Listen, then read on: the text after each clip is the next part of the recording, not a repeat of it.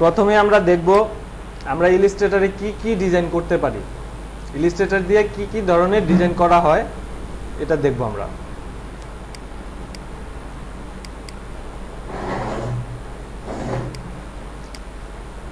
যেমন T shirt design sample দেখি।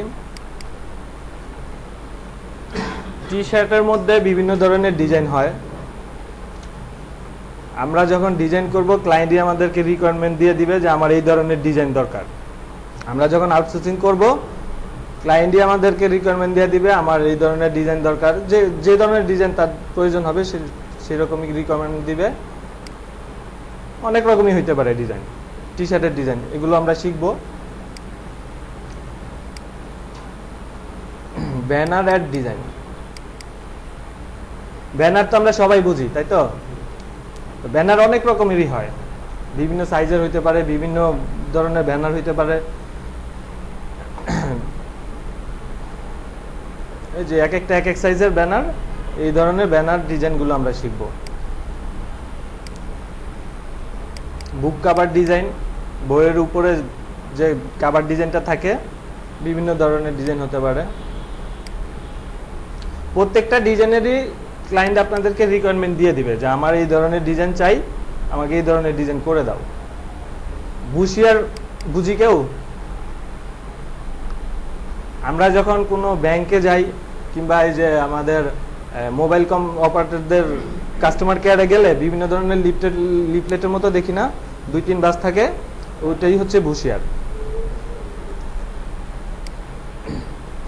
এগুলো বিভিন্ন সাইজের হয়ে থাকে, বিভিন্ন রকম হয়ে থাকে। এটা হচ্ছে বুশিয়ার। বুশিয়ার 2 পেজের হয়, 2 পেজ বলতে 2টা বাস থাকে, ওটাকে বলে ট্রাইফোল্ড বুশিয়ার। আর যেগুলা বাইফোল্ড বুশিয়ার বলে, আর যেগুলা 3 বাজের হয় ওগুলাকে বলে ট্রাইফোল্ড বুশিয়ার। বিজনেস কার্ড ডিজাইন, এটা আমাদের ডিআইটি ইনস্টিটিউটের বিজনেস কার্ড ডিজাইন। আমাদের ওনার আফতাব হোসেন, এটা প্রিন্টিংয়ে দেওয়া হয়েছে, আমাদেরই করা।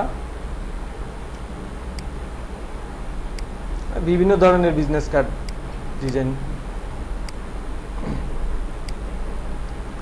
ফ্লায়ার, ফ্লায়ার বুঝেন কেউ? ফ্লায়ার এক কথায় লিফলেট বলা যায়। বিভিন্ন স্কুলের হতে পারে, কোম্পানির হতে পারে, অনেক ধরনের থাকে।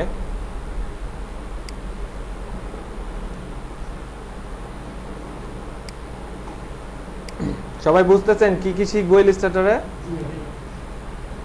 কথা বলেন মাঝে মধ্যে, তাহলে বুঝবো যে বুঝতেছেন। এটাও ব্যানার ডিজাইনের মতোই। লেবেল, প্রোডাক্টের উপরে যে লেবেলগুলো থাকে এগুলো ইলাস্ট্রেটরে করা হয়। এটা আমাদের এই ডিজাইন, গত পরশুদিন এই ডিজাইনটা আমরা করে দিয়েছি একটা ক্লায়েন্টকে।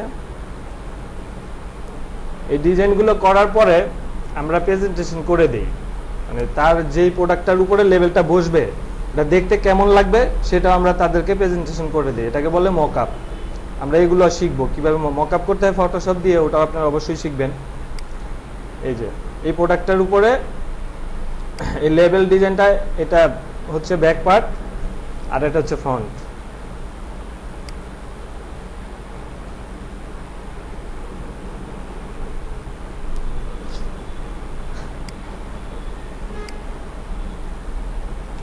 লোগো, ইলাস্ট্রেটর দিয়ে লোগো করা হয়। লোগো প্রতিটা কোম্পানি যখন স্টার্ট করে সবারই লোগো দরকার হয়। লোগো ডিজাইনটা খুব ইম্পর্টেন্ট একটা বিষয়, এটা আমরা অবশ্যই শিখব। বিভিন্ন ধরনের লোগো, এই লোগোগুলো আমাদেরই করা। আপনারা জানেন হয়তো আমাদের ডিআইটি ইনস্টিটিউটের একটা ফার্ম আছে, ওখান থেকেই এই লোগোগুলো করা, আমার হাতেই করা।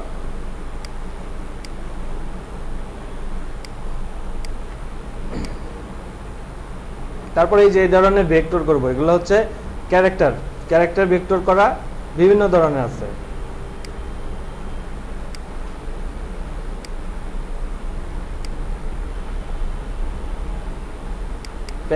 প্যাকেজিং ডিজাইনগুলো ইলাস্ট্রেটরেই করা হয়। একটা প্রোডাক্টের পরে ওগুলোর প্যাকেট থাকে না, প্যাকেটের যে ডিজাইনটা, ওই প্যাকেজিং ডিজাইনটা ইলাস্ট্রেটরেই করা হয়।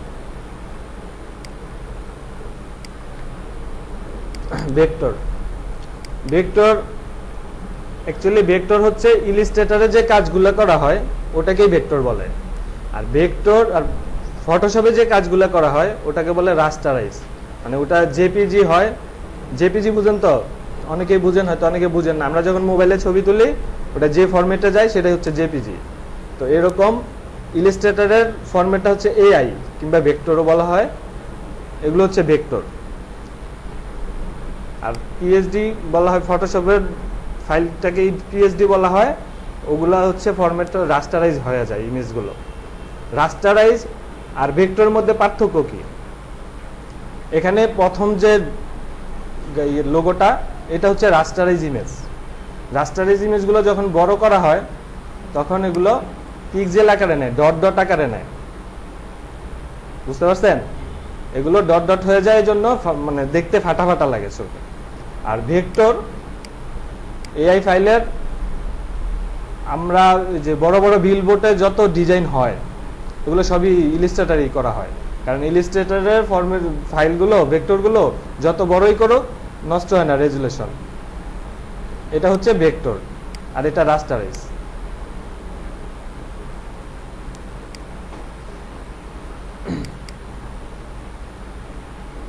এই যে এটা ছিল তার ছবি, অরিজিনাল ছবি। এটা অটো ট্রেস। অটো ট্রেসটা আসলে এটা আপনারা শিখবেন। অটো ট্রেস করা যায়, আপনি কোনো কাজ করবেন না, খুব শর্টকাটে যেরকম আছে ওরকমটা করা যায়, কিন্তু দেখতে অত ভালো লাগে না। আর আপনি নিজে যখন বানাবেন ওটা দেখতে অনেক সুন্দর লাগবে, অনেক স্মুথ লাগবে।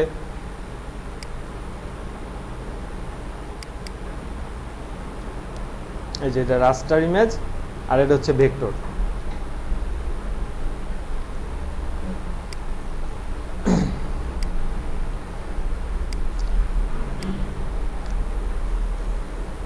তাহলে সবাই কি বুঝতে পারছেন আমরা কি কি ধরনের কাজ শিখবো?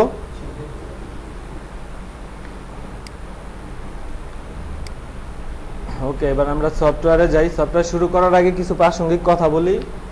আমাদের ডিআইটি ইনস্টিটিউটের একটা ফেসবুক গ্রুপ পেজ আছে, আপনারা অবশ্যই জানেন। সবাই ওটাতে অ্যাক্টিভ হয়েছেন? সবাই হয়েছেন? থ্যাঙ্কস। আপনাদেরকে প্রতিদিন যে যে কাজগুলো আমরা দেখাবো এগুলো আপনারা অবশ্যই বাসায় প্র্যাকটিস করবেন, এবং কি প্র্যাকটিস করার পরে এগুলো অ্যাসাইনমেন্টের মতোই থাকবে। আপনারা এগুলো আমাদের গ্রুপ পেজে দিয়ে দিবেন, আমরা এগুলো দেখব। আর যে যে কোনো প্রবলেম ফেস করলে সাথে সাথে গ্রুপে যে হেল্পও চাইতে পারেন। যে পারবেন আপনাদের মধ্যে সে হেল্প করবেন। আপনি পারতেছেন না, আপনি হেল্প চাইবেন যে আমি এই কাজটা পারতেছি না, এটা কিভাবে হয়, ফ্রেন্ডরা অন্য কেউ জানলে আমাকে হেল্প করো। তখন যে জানবে সে হেল্প করবে। সবাই সবার প্রতি এরকম হেল্পফুল থাকবো, ঠিক আছে?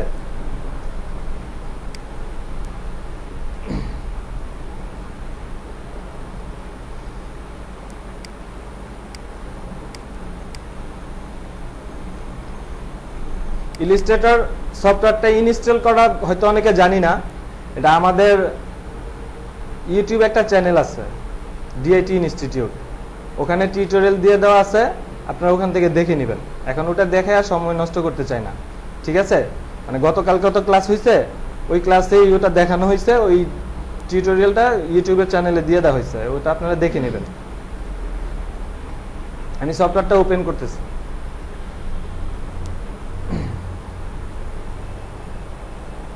আরেকটা বিষয় হচ্ছে, আপনারা যা দেখবেন অবশ্যই মনোযোগ দিবেন। সবাই তো শিখতেই চাই, শেখার জন্যই তো সময় দিচ্ছি, তাই না? অবশ্যই মনোযোগ দিবেন, বাসায় গিয়ে প্র্যাকটিস করবেন। কারণ আমরা আপনাদেরকে আমাদের সর্বোচ্চ দিতে পারবো, কিন্তু আপনারা কতটুকু নিতে পারবেন সেটাই হচ্ছে বিষয়, ঠিক আছে? অবশ্যই অবশ্যই বাসায় গিয়ে এগুলোর পিছনে সময় দিবেন। আর শেখার জন্য একটা টিপস হচ্ছে,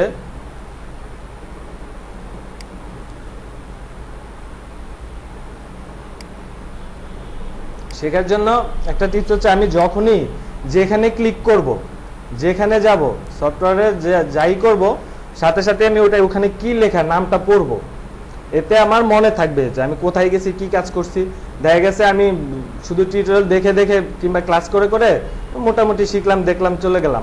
পরে একটা ডিজাইন করতে গেলাম, তখন আমার ঠিক মনে নাই যে আমি কিভাবে ডিজাইনটা করব।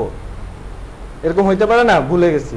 তো তখন আপনি যদি কোন টিউটোরিয়ালে দেখছেন এটা যদি খুঁজতে যান, তাহলে একটা একটা করে টিউটোরিয়ালে দেখতে দেখতে অনেক সময়ের ব্যাপার। তো ওইভাবে না করে আপনাদের মনে রাখার জন্য অবশ্যই আমরা যেখানে যাব, যে কাজ করব, এটার যে নামগুলো আমরা পড়বো, যা লেখা থাকবে এটা আমরা পড়বো। হ্যাঁ, এটা পড়লে এমনিতেই মনে থাকবে। আপনি ক্লিক করার আগে ওটা পড়বেন।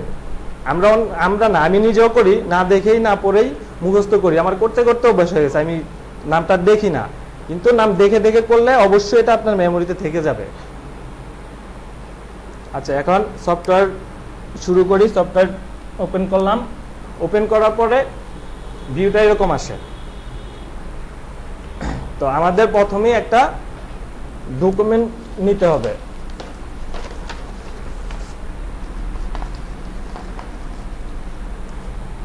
ডকুমেন্ট নিতে হবে। আমরা যখন কাজ করব, প্রত্যেকটা কাজের আগে আমাদেরকে ডকুমেন্ট নিতে হবে। ডকুমেন্টের উপরেই কাজ করতে হবে। ডকুমেন্ট নেওয়ার হচ্ছে ফাইল, ফাইল থেকে নিউ।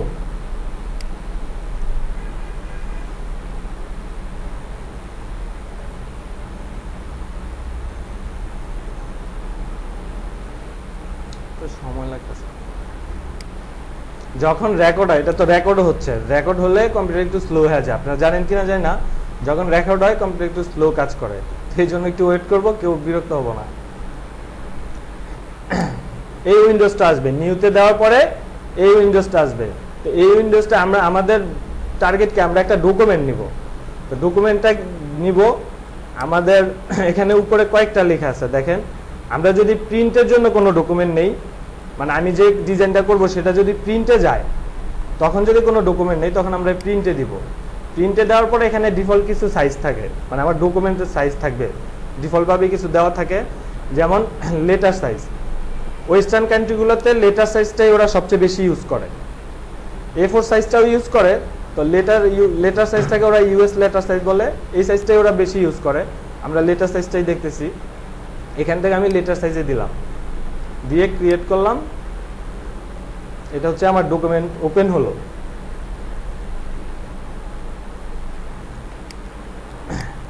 ডকুমেন্টের ভেতরে এই যে হোয়াইটের যে অংশটা, এটা হচ্ছে আর্টবোর্ড। এটাকে বলে আর্টবোর্ড। আর্টবোর্ড কি? আর্টবোর্ড হচ্ছে আমি ডিজাইন পুরোটা অংশ, যে যতটুকু দেখা যাচ্ছে আমি পুরোটার মধ্যে আমি ডিজাইন যে কোনো জায়গায় ডিজাইন করতে পারবো। আমার সুবিধা যেখানে হয় আমি সেখানেই করব। কিন্তু আমি যখন প্রিন্টে দিব, তখন এই আর্টবোর্ডের ভেতরে যা থাকবে তাই প্রিন্ট হবে। ঠিক আছে, বাইরের কোনো ডিজাইন আমার প্রিন্ট হবে না। আমি যখন এখান থেকে জেপিজি বানাবো বা বিভিন্ন ফরম্যাটে নিব, তখন আমার এই আর্টবোর্ডের ভিতরে যা যা থাকবে ডিজাইন, তাই আমার ওই ফরম্যাটে যাবে। আমি যা করব তাই হবে, এর বাইরের অংশগুলো হবে না। তো আর্টবোর্ডটা নিয়ে আর একটু আলোচনা করি।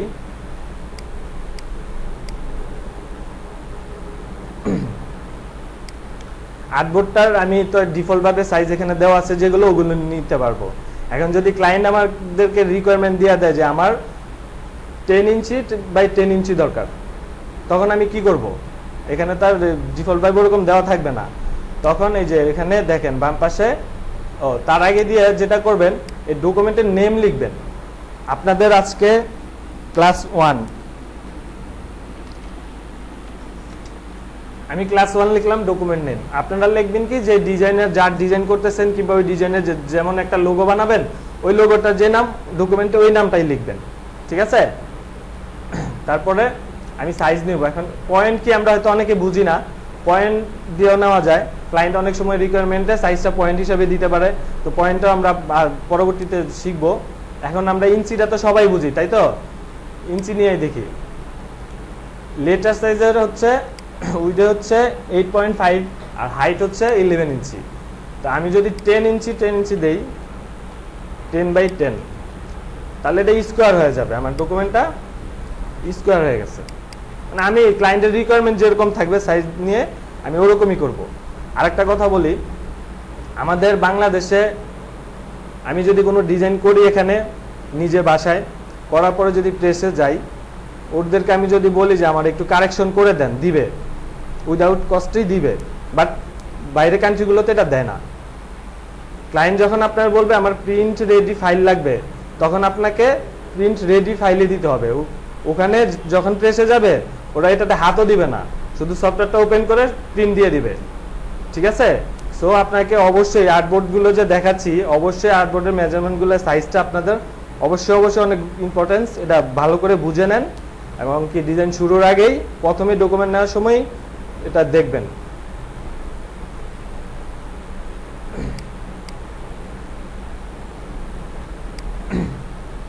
তারপরে এখান থেকে আমি যদি লেটার সাইজটা আবার নেই, এখানে প্রিন্টে গেলে আমি এগুলো পাচ্ছি। আর ওয়েব ডিজাইনের জন্য ওয়েবে যাবে, আমার ডিজাইনটা যদি ওয়েবে যায়, যেমন কেউ হয়তো তার ওয়েবসাইটে লোগো ইউজ করবে, কিংবা আমি ফেসবুকের কভার পেজ বানাবো, ফেসবুকের প্রোফাইল পিকচারটা বানিয়ে দিব, এসব ক্ষেত্রে আমরা ওয়েব ইউজ করব। প্রিন্টের জন্য হলে প্রিন্ট ইউজ করব, আর ওয়েবে যখন ইউজ হবে তখন আমরা ওয়েব ইউজ করব।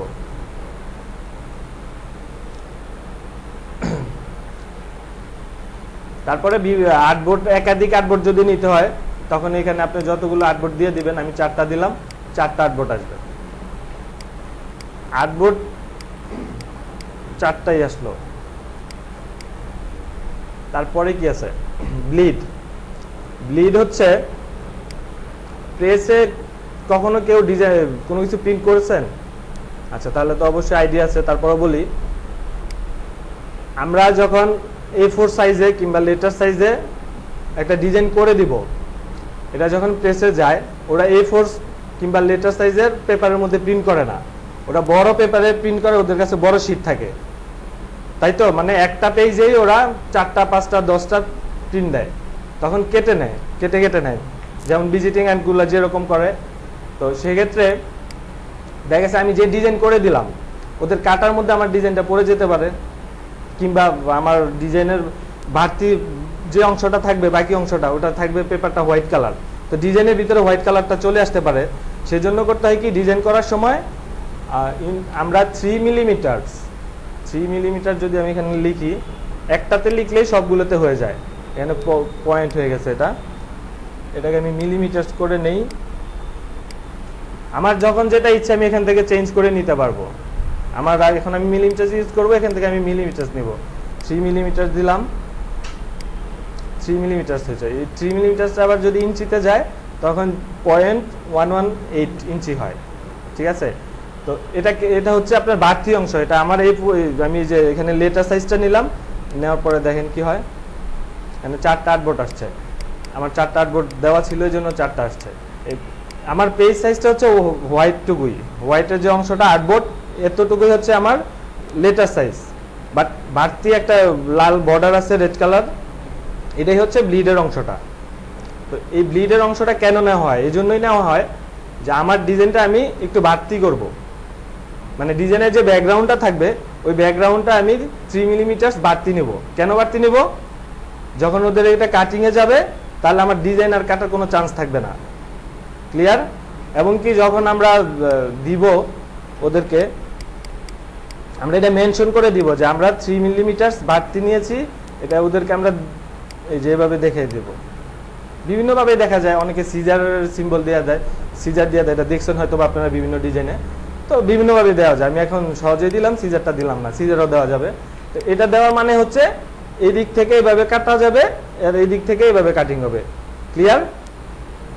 তো ব্লিড কি আপনারা বুঝতে পারছেন? ব্লিড বাড়তি নিতে হবে যেন আমাদের ডিজাইন কাটিং এ গিয়ে কাটা না পড়ে। ক্লিয়ার?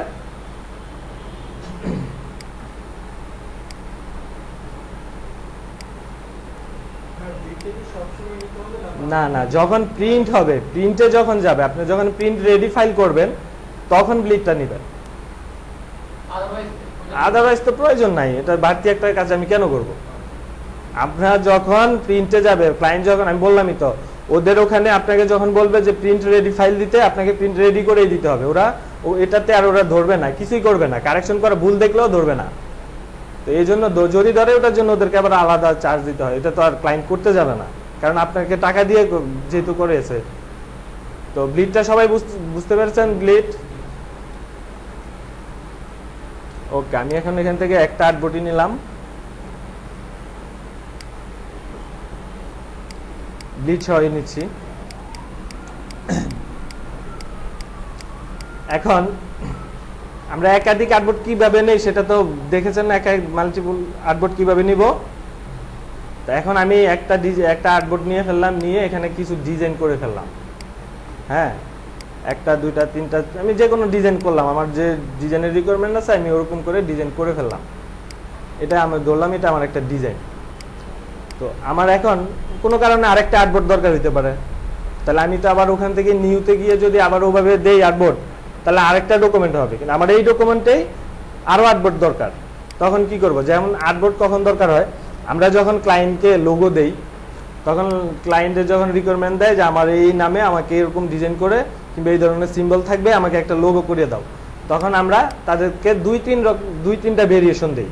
মানে প্রথমেই তাদেরকে 2-3টা ভেরিয়েশন দেই, একই রকম করে একটু এদিক সেদিক চেঞ্জ করে 2-3টা ভেরিয়েশন দেই। হয়তো কালার চেঞ্জ থাকতে পারে, 2-3টা ভেরিয়েশন দিয়ে ক্লায়েন্ট যে কোনো একটা চুজ করে নেবে।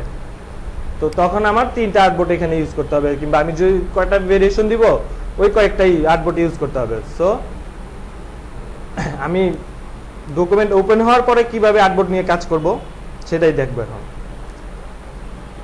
এটা হচ্ছে টুলস মেনু, এটাকে বলে টুলস বার।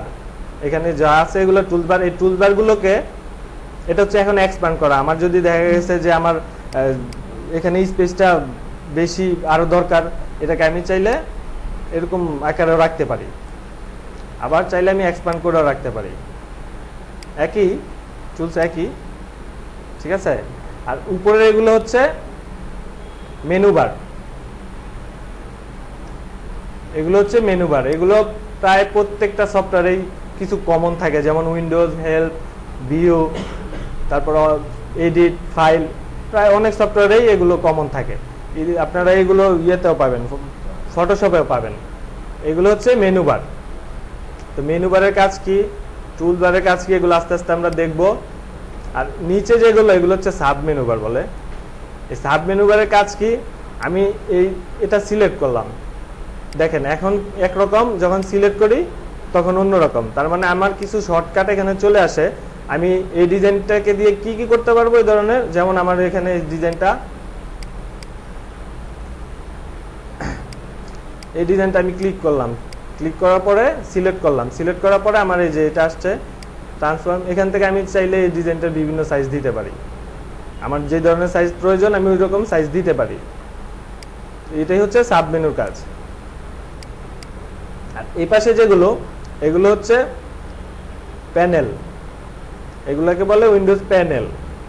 এই প্যানেলগুলো কেন দরকার হয়, এগুলো আপনাদের প্রথম যখন ওপেন করবেন তখন এগুলো এইভাবে পাবেন না।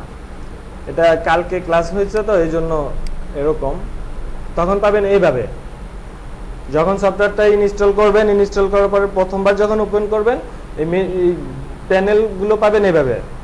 তো এই প্যানেলগুলো এখানে থাকার কারণ হচ্ছে এগুলো হচ্ছে এই উইন্ডোজ থেকে আসে, এই উইন্ডোজে থেকে প্যানেলগুলো আসে। তো এই প্যানেলগুলো হচ্ছে যেমন এটা হচ্ছে কালার। মানে আমার যখন আমি একটা ডিজাইন করব তা আমার অনেক ধরনের প্যানেল লাগবে, কালার লাগবে। তা আমি তো একটু পর পর এখান থেকে গিয়ে কালার আনবো না, আমার অবশ্যই চোখের সামনে হাতের কাছে থাকবে। তা আমার এখানে অনেক ধরনের আছে প্যানেল, অনেকগুলো। তার মধ্যে যেগুলো সবচেয়ে বেশি ইউজ হয় আমরা ওগুলোই রাখবো, ঠিক আছে। যেগুলো সবচেয়ে বেশি ইউজ হয় আমরা ওগুলোই রাখবো। তো কালারটা আপনার লাগবেই, কালার অনেক দরকার হয়, একটু পর পরই তো কালার, এই কালার সেই কালার দিতে হইতে পারে। তারপরে মানে আমি এখন দেখাচ্ছি যেগুলো বেশি বেশি ইউজ হয় ওগুলোই দেখাচ্ছি। এই যে স্ট্রোক, এটাও দরকার হয়। এটার কাজ কি এটা আমরা পরে দেখব। এটা টাইপের জন্য ক্যারেক্টার প্যানেল বলে এটাকে।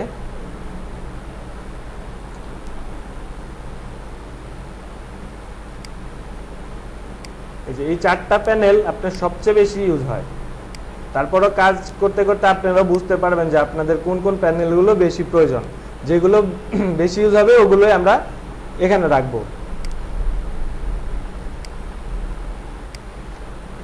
ওকে, আর এটা হচ্ছে আর্টবোর্ড, বলছি আগেই। আর আর্টবোর্ডের বাইরের অংশটাকে বলে অ্যাপ্লিকেশন ফ্রেম। আমি ডিজাইন এই পুরোটাই অ্যাপ্লিকেশন ফ্রেমের মধ্যে করতে পারবো, বাট আমার প্রিন্ট হবে কিংবা জেপিজি হবে আর্টবোর্ডের ভেতরে যে ডিজাইনটা থাকবে সেটাই। তো আর্টবোর্ড এখন যদি আমার আরো প্রয়োজন হয়, আর্টবোর্ডের টুলস আছে, প্রতিটা কাজের জন্য আলাদা আলাদা টুলস আছে। আর্টবোর্ডের টুলস হচ্ছে এটা।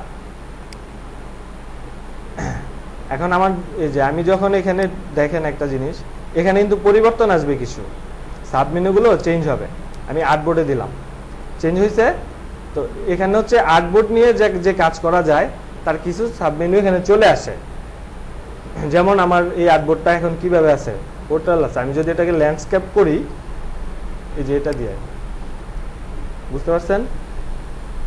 তারপর আমার যদি আরেকটা আর্টবোর্ড নিতে হয় নিউ, এই যে সিম্বলটা, এই সিম্বলটা অনেক সফটওয়্যারেই দেখবেন নিউ, এই সিম্বলটাই হচ্ছে নিউ সিম্বল। যে সব ক্ষেত্রে নিউ কিছু নিতে হবে তখন এই সিম্বলটা থাকে।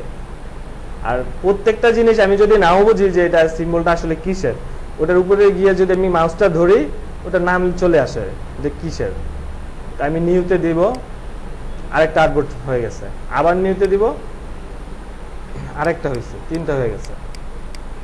ঠিক আছে, তারপর আমার এই আর্টবোর্ডটা আমি যে বেশি হয়ে গেছে আমি ডিলিট করে দিলাম, এটাও ডিলিট করে দিলাম। আর যেটা যেভাবে দরকার ওভাবে করবো। আবার আর্টবোর্ড যদি আমি আরো নেই, আর্টবোর্ডগুলোর নামও দেওয়া যায়। যেমন এই আর্টবোর্ডটার নাম হচ্ছে আর্টবোর্ড 1, এটা হচ্ছে 4 কেন হয়েছে, 2 3 আমি ডিলিট করে দিয়েছি, এর জন্য 4 আসছে। তো আমি যদি চাই, মানে আমি এই পেজটা ডিজাইন করলাম, দেখা গেছে আমরা একটা বুক কভার পেজ কিংবা কয়েকটা বইয়ের ডিজাইন করলাম, তো আমার প্রতিটা পেজের আলাদা আলাদা নাম থাকলে আমার বুঝতে সুবিধা কোনটা কি। তো তখন আমরা এই যে এখানে আর্টবোর্ড নেম থেকে আমি আমার যে ডিজাইন আমি ওই নামই দিব, ক্লাস 1 দিলাম, দেখছেন এখানে ক্লাস 1 হয়ে গেছে। তো এভাবে প্রতিটা আর্টবোর্ডের নেম দেওয়া যায় নিজের বোঝার জন্য, সুবিধার জন্য।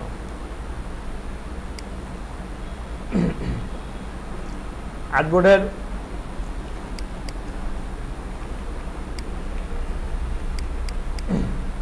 আমি যদি এটা আমার সাইজটা কি দেওয়া আছে, এখান থেকে আমি সাইজ দিতে পারি। দেখেন এখানে লেটার আছে, A4 আছে, অনেক সাইজ আছে। আপনার মোবাইলের জন্য কিছু বানাবেন, মোবাইলের অপশন আছে। এই যে বিভিন্ন ধরনের সাইজ দেওয়া থাকে, ডিফল্ট ভাবেই দেওয়া থাকে। তো ডিফল্ট যেগুলো থাকবে ওগুলো তো আমরা এখান থেকেই নিব, আর যেগুলো দেওয়া থাকবে না, ক্লায়েন্টের রিকোয়ারমেন্ট যেরকম থাকবে আর্টবোর্ডের সাইজটা আমরা ওভাবেই দিব। তো এখন যদি আমার এখান থেকে কোনো কিছু কমাতে হয়, বাড়াতে হয়, এভাবে কর্নারে ধরলে মাউসটা যখন আমি কর্নারে নিয়ে যাব তখন দেখেন মাউসের কার্সারটা চেঞ্জ হয়। এভাবে আমি যেদিকে ড্র্যাগ করা দরকার ওইদিকে করতে পারবো।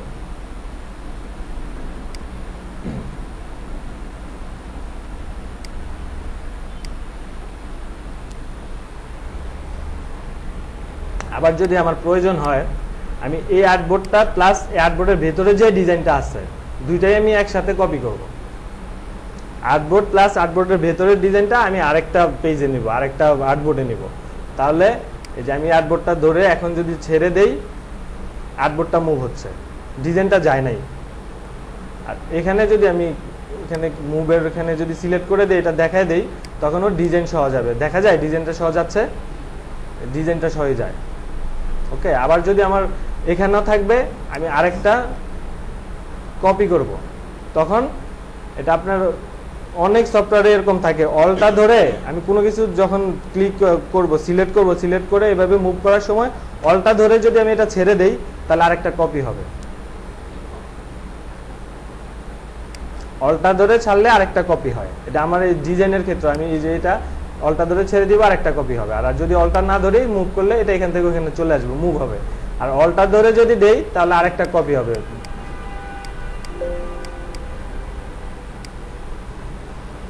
আর্টবোর্ডের এখানে একটা অপশন দেওয়া আছে, অপশনটা দেখেন, ওগুলাই এখানে আর না দেখলেও চলবে। আচ্ছা, তাহলে আর্টবোর্ড নিয়ে কারো কোনো কোশ্চেন আছে? সবাই বুঝতে পেরেছেন আর্টবোর্ড? সেটা আমরা আসবো, সেটা আরো সামনে। এখন আমরা আর্টবোর্ড একটা ডকুমেন্ট যখন ওপেন করব, প্রথমেই আমার কাজ হচ্ছে আর্টবোর্ড নিয়ে কাজ করা। আগে আমরা আর্টবোর্ড কিভাবে করতে হয় সেটা দেখছি, তারপরে আস্তে আস্তে লিখবো, ডিজাইন করব, কত কিছু তো করবো, সেগুলো আমরা আস্তে আস্তে দেখবো। আচ্ছা, আর্টবোর্ড নিয়ে আর কারো কোনো কোশ্চেন? হ্যাঁ, অ্যাপসের জন্য, রাইট। হ্যাঁ, আমি আগে বলছি ওয়েবের জন্য, ওয়েবে যেগুলো যায় ওয়েবের জন্য হয়। আচ্ছা, আর্টবোর্ডের আরেকটা বিষয় দেখাই। মোবাইলের এখানে আপনার এই যে এখানে দেওয়ার পরে ওই যে ওখানে বললাম না মোবাইলেরও সাইজ বিভিন্ন ধরনের আর্টবোর্ডের সাইজ দেওয়া থাকে, এই একই রকম সবই। আমি যখন প্রিন্টে যাই এখানে মোর সেটিং আছে, এটা কি দেখি, এটা দেওয়ার পরে এই উইন্ডোজটা আসবে। এই উইন্ডোজ থেকে আমি কতগুলো আর্টবোর্ড নিব এখান থেকেও দেখিয়ে দিতে পারবো, তারপরে নেমটাও এখান থেকে দেখিয়ে দিতে পারবো, প্রিন্ট। আর এখানে ব্লিডটা তো আগেই আমরা বুঝেছি ব্লিড কি। এখানে কালার মোড, অ্যাডভান্সের মধ্যে কালার মোড থাকে। কালার মোডটা কি? এটা হচ্ছে কি CMYK, কি আপনি কি দেখতেছেন? কথা বলেন, ঘুমান নাকি? কালার মোডটা এখানে কি দেওয়া আছে? CMYK, আর নিচে আছে কি RGB। CMYK হচ্ছে যখন আমরা প্রিন্টে যাবে, প্রিন্টে গেলে কালার মোড থাকবে CMYK, সিতে সায়ান, এমতে ম্যাজেন্টা, ওয়াইতে ইয়েলো, কেতে ব্ল্যাক। এই চারটা কালার নিয়েই প্রিন্ট হয়। আমরা যখন প্রিন্ট নিয়ে কোনো কাজ করব তাহলে কালার মোড থাকবে CMYK, আর যখন ওয়েবে যাবে তখন হবে RGB। এখানে দেখেন আমি RGB দিলাম, RGB দেওয়ার পরে এখানে কি আসছে? এরর একটা সিম্বল আসছে। তো এটা কেন আসছে? এটা প্রিন্টের জন্য আসছে, কারণ আমার ডকুমেন্টটা প্রথমেই আমি প্রিন্ট দেখাই দিছি ওকে, ওই জন্য ও RGBটা প্রিন্টের জন্য না, এটাই বোঝাচ্ছে। তা আমি যদি এখানে ওকে ওয়েব দেই, দেখেন এটা চলে গেছে। আবার যদি ওয়েবে রেখে CMYK দেই, আবার এররটা আসছে। ক্লিয়ার? কালার মোডটাও একটা বড় বিষয়। কালার মোডটা প্রিন্টে যখন যাবে অবশ্যই আপনাকে CMYK রাখতে হবে, আর যখন ওয়েবের জন্য থাকবে মোবাইল অ্যাপস কিংবা এই ধরনের কিছু হবে তখন আপনি RGB দিবেন। RGB হচ্ছে তিনটা কালার, রেড, ব্লু আর কি RGB, রেড, গ্রিন, ব্লু। ঠিক আছে। আরেকটা বিষয় হচ্ছে এটা হচ্ছে রেজুলেশন। প্রিন্টের জন্য এই PPI 300 PPI রাখবো প্রিন্টের জন্য। আমি দেখেন এখানে যদি RGB করি,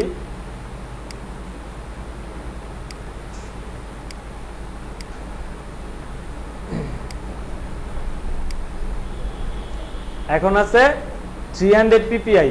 আমি যদি এটাকে ওয়েব দেই, দেখেন RGB আসছে আর আসছে 72 PPI। যখন ওয়েবের জন্য কোনো কাজ করব তখন রেজুলেশন দিব 72 PPI, আর প্রিন্টের জন্য হলে 300 PPI। 300 PPI এটা হাই রেজুলেশন, এটা দিলে অনেক স্মুথ, অনেক সুন্দর হয়।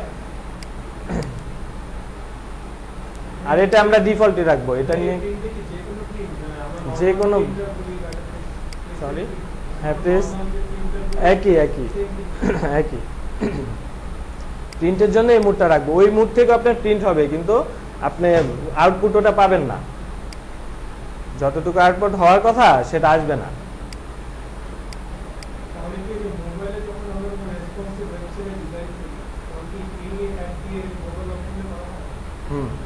ওগুলো আপনার ফটোশপে অনেক ডিজাইন করা হয়, এগুলো আপনারা আস্তে আস্তে বুঝতে পারবেন। অ্যাকচুয়ালি গ্রাফিক্স ডিজাইনের জন্য ফটোশপ প্লাস ইলাস্ট্রেটর দুইটাই প্রয়োজন। হয়তো কেউ একটাতে অনেক ভালো হয়, অনেক এক্সপার্ট হয়, আরেকটাতে তাও আরেকটা যদি না পারেন তাহলে হবে না, আপনি ডিজাইনার হতে পারবেন না। আপনারে মোটামুটি জানতে হবে। এবার যেটা আপনার কাছে কমফোর্টেবল হবে আপনি ওটাতে এক্সপার্ট হবেন। আমরা আপনাদেরকে দুইটাই দিব, দুইটাই শিখাবো। আপনাদের কাছে যেটা কমফোর্টেবল হবে ওটাতে এক্সপার্ট হবেন, বাট আরেকটা তো আপনার বেসিক মোটামুটি ধারণা আপনার রাখতে হবে। ঠিক আছে? ওকে, আর্টবোর্ড নিয়ে তাহলে এতটুকুই। আর্টবোর্ড নিয়ে সবাই ক্লিয়ার?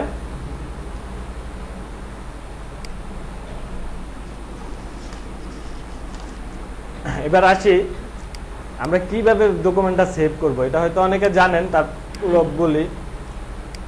সেভ করার জন্য ফাইলে গিয়ে সেভ।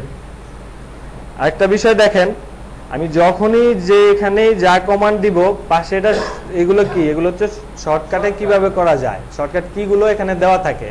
তো প্রত্যেকটারই শর্টকাটগুলো এখানে দেওয়া থাকে। প্রথম দিকে আমরা শর্টকাট ট্রাই করব না, কারণ তাহলে এলোমেলো হয়ে যাবে। পরবর্তীতে যখন আস্তে আস্তে আমরা শিখবো অনেক, তখন শর্টকাটগুলো ট্রাই করব। তো সেভ দিলাম। সেভ দেওয়ার পরে এটা হচ্ছে লোকেশনটা চাই কোথায় রাখবো আমি আমার ফাইল ডকুমেন্টটা। তো আপনাদের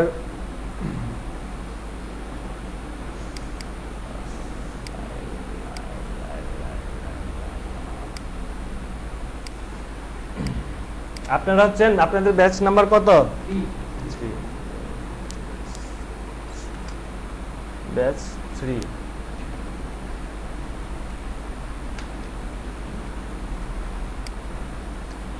এখানে ফাইল নেমটা লিখে দিতে হবে। আমার ডকুমেন্টে আগে ফাইল নেমটা লেখা ছিল না, এই জন্য এখন লিখে দিতে হবে। ক্লাস 1 লিখলাম, তারপরে সেভ। এখানে সেভ করার আগে দেখেন, আমি আগেও বলেছি ইলাস্ট্রেটরের ফাইলগুলো হয় এআই।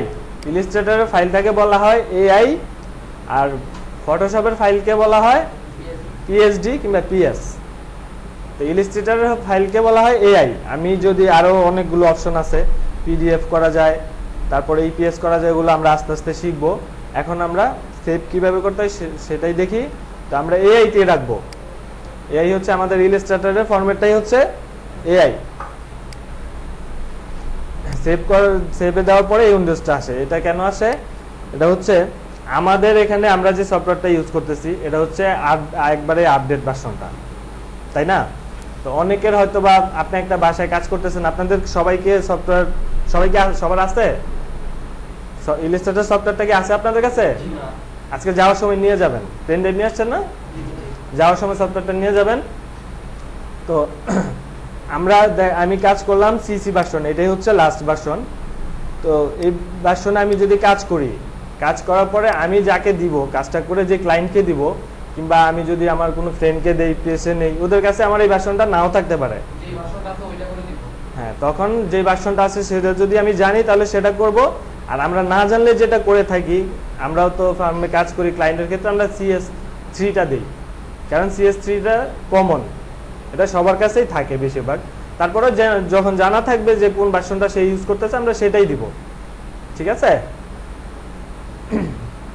আর আমাদের নিজের কাছে রাখলে তো আমাদের সিসি রাখলেই হয়, আমাদের কাছে আপডেট ভার্সনটা আছেই।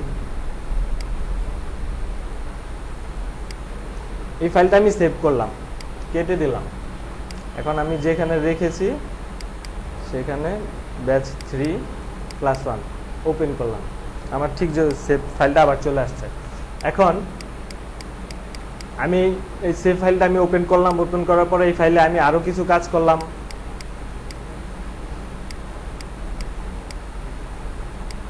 এখন যদি আমি আবার কেটে দেই তাহলে আমার এই এখন যে কাজগুলো করছি এটা যদি আবার সেভ না করি, পরের কাজগুলো থাকবে না। তো এখন আবার সেভ দিতে হবে। আবার যদি সেভ দেই তাহলে আরেকটা ডকুমেন্ট হবে না, এই ডকুমেন্টের উপরেই সেভ হবে। আমার পরবর্তী কাজগুলোও এই ডকুমেন্টের উপরেই সেভ হয়। আর যদি আমার দরকার হয় যে আরেকটা ডকুমেন্ট, মানে এই ডকুমেন্টটাই আমার আরেকটা কপি দরকার হয়, তখন আমরা সেভ অ্যাজ দিব। সেভ দিলে এই ডকুমেন্টের উপরেই সেভ হবে। আর সেভ অ্যাজ দিলে একইভাবেই যে লোকেশন দেখাই দিয়ে যেখানে রাখবো আরেকটা কপি হবে।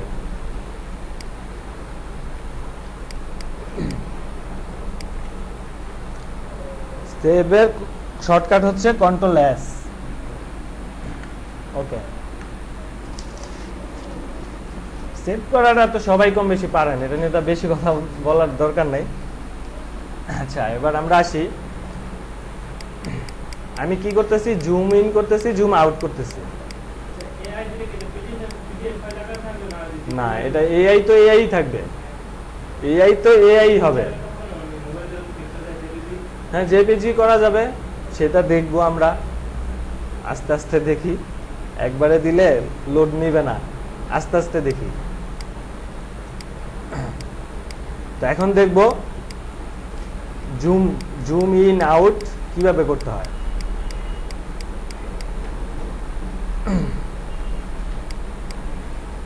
জুমের প্রতিটা একটা টুলস থাকে, জুমেরও একটা টুলস আছে। এটা হচ্ছে এই যে এখানে আমি যখন মাউসটা নিয়ে ধরি তখনই আমার কোন টুলস এটা লেখা আসে, এবং কি এটা শর্টকাট কি সেটাও লেখা আসে। এই যে জুম, এখান থেকে জুম করা যায়। তা আমরা এইভাবে করব না, আমরা কিবোর্ড থেকে করব। এখান থেকে নিয়ে করতে আরো টাইম বেশি লাগে, কিবোর্ড থেকে অনেক সহজে করা যায়। কিবোর্ড থেকে দুইভাবে করা যায়। একটা হচ্ছে Ctrl+, zoom in, control minus zoom out, control plus zoom in, control minus zoom out. আবার মাউস থেকেও করা যায়, কন্ট্রোল আর স্পেস এই দুইটা ধরলে দেখেন মাউসের কাজটা চেঞ্জ হয়,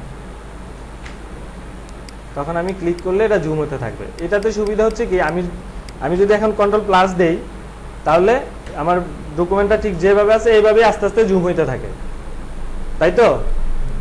এভাবে জুম হইতে থাকে। এখন আমার প্রয়োজন হচ্ছে এখানে জুম করা, শুধু এই অংশটা জুম করা আমার। তা আমি যদি কন্ট্রোল প্লাস দেই, দিয়ে এখানে জুম করে আবার এইদিকে যেতে হবে, ওইদিকে ড্র্যাগ করতে হবে। তা আমি যদি সরাসরি ওখানে যেতে পারি সেটাই ভালো না?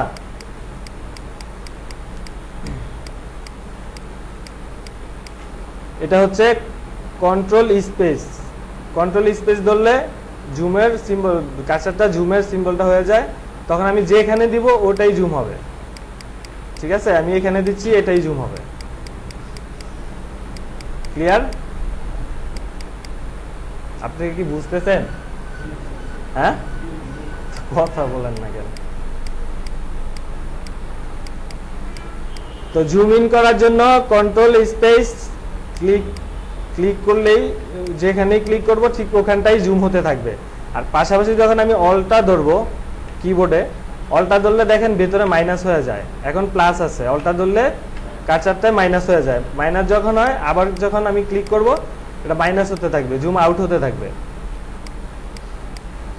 জুম ইন হচ্ছে কন্ট্রোল স্পেস ক্লিক, আর জুম আউটের জন্য কন্ট্রোল স্পেস অলটা ক্লিক।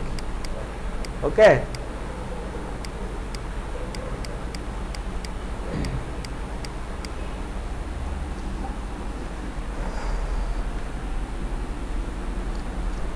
এবার দেখবো আমরা কিভাবে নেভিগেশন করতে হয়। নেভিগেশনটা হচ্ছে কি, এই যে আমি এভাবে এদিক নাড়াচ্ছি ওদিক নাড়াচ্ছি, আমার যেদিকে ইচ্ছা আমি ওদিকে যেতে পারতেছি।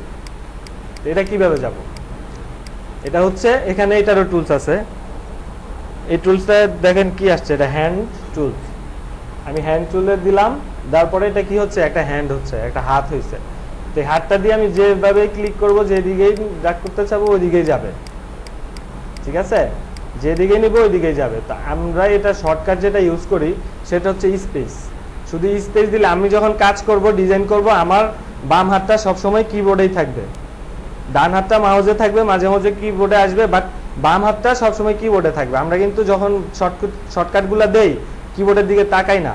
একটা সময় আপনারা ওইগুলো পারবেন, কিবোর্ডে কখন কোনটা দেই, আমাদের হাতটা এমনভাবেই রাখি যে আঙ্গুলটা কখন কোন কিতে যায় এটা আমরা বুঝতে পারি। ঠিক আছে, তো প্রথম থেকেই আমরা এটা ট্রাই করব যেন আমার হাতটা সবসময় এখানেই থাকে, কন্ট্রোল অল্টা স্পেস এতটুকু জায়গার মধ্যেই যেন থাকে। এগুলো আমাদের ডিজাইনের ক্ষেত্রে অনেক দরকার হয়, হ্যাঁ, অনেকবার এগুলো ইউজ করতে হয়, এই জন্য আমরা হাতে এখানেই রাখবো। তো হ্যান্ড টুলটা আসে হচ্ছে স্পেস ধরলে, স্পেস এখানে আমি হাতটা এখানে থাকবে, আমি স্পেস দিয়ে দিলাম, স্পেস দেওয়ার পরে আবার ছেড়ে দিলাম, আগের মতো হয়ে যায়। আগের মতো বলতে এই যে এখন কার্সারটা যেরকম, এটা হচ্ছে সিলেকশন টুল, দেখেন এটা এই জায়গাটায় প্রত্যেকটা এটা সিলেক্ট করা, এই জন্যই এটা এরকম। এটা হচ্ছে সিলেকশন টুল, এই টুলসটাই যদি দেই এটার মতো হবে, এই টুলসে দিলে এটার মতো হচ্ছে, যেখানে যাব ওরকমই হবে, কার্সারটা ওরকমই দেখাবে। তাহলে আমি কার্সারের দিকে তাকালে বুঝতে পারবো আমার কোন টুলসটা ওপেন আছে কিংবা কোন টুলস সিলেক্ট করা আছে, এটা আমরা বুঝতে পারবো। তাহলে স্পেস ধরলে হ্যান্ড আসে, এটা দিয়ে আমরা যেভাবে খুশি এদিক সেদিক, ডিজাইনের ক্ষেত্রে আমাদের দরকার হয় এদিক যেতে হবে ওদিক যেতে হবে, ড্র্যাগ করতে হবে, যেভাবে ওই করতে পারবো।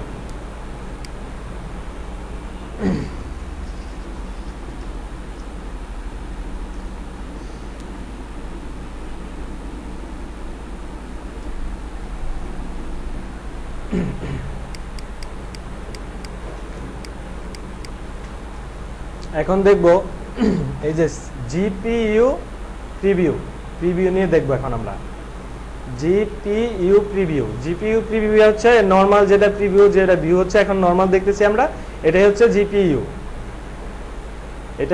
জিপিইউ, এটা ডিফল্ট ভাবে এটাই দেওয়া থাকে। এখন অনেক সময় আমাদের এই যে এটার উপরে আমি আরো অবজেক্ট দিলাম,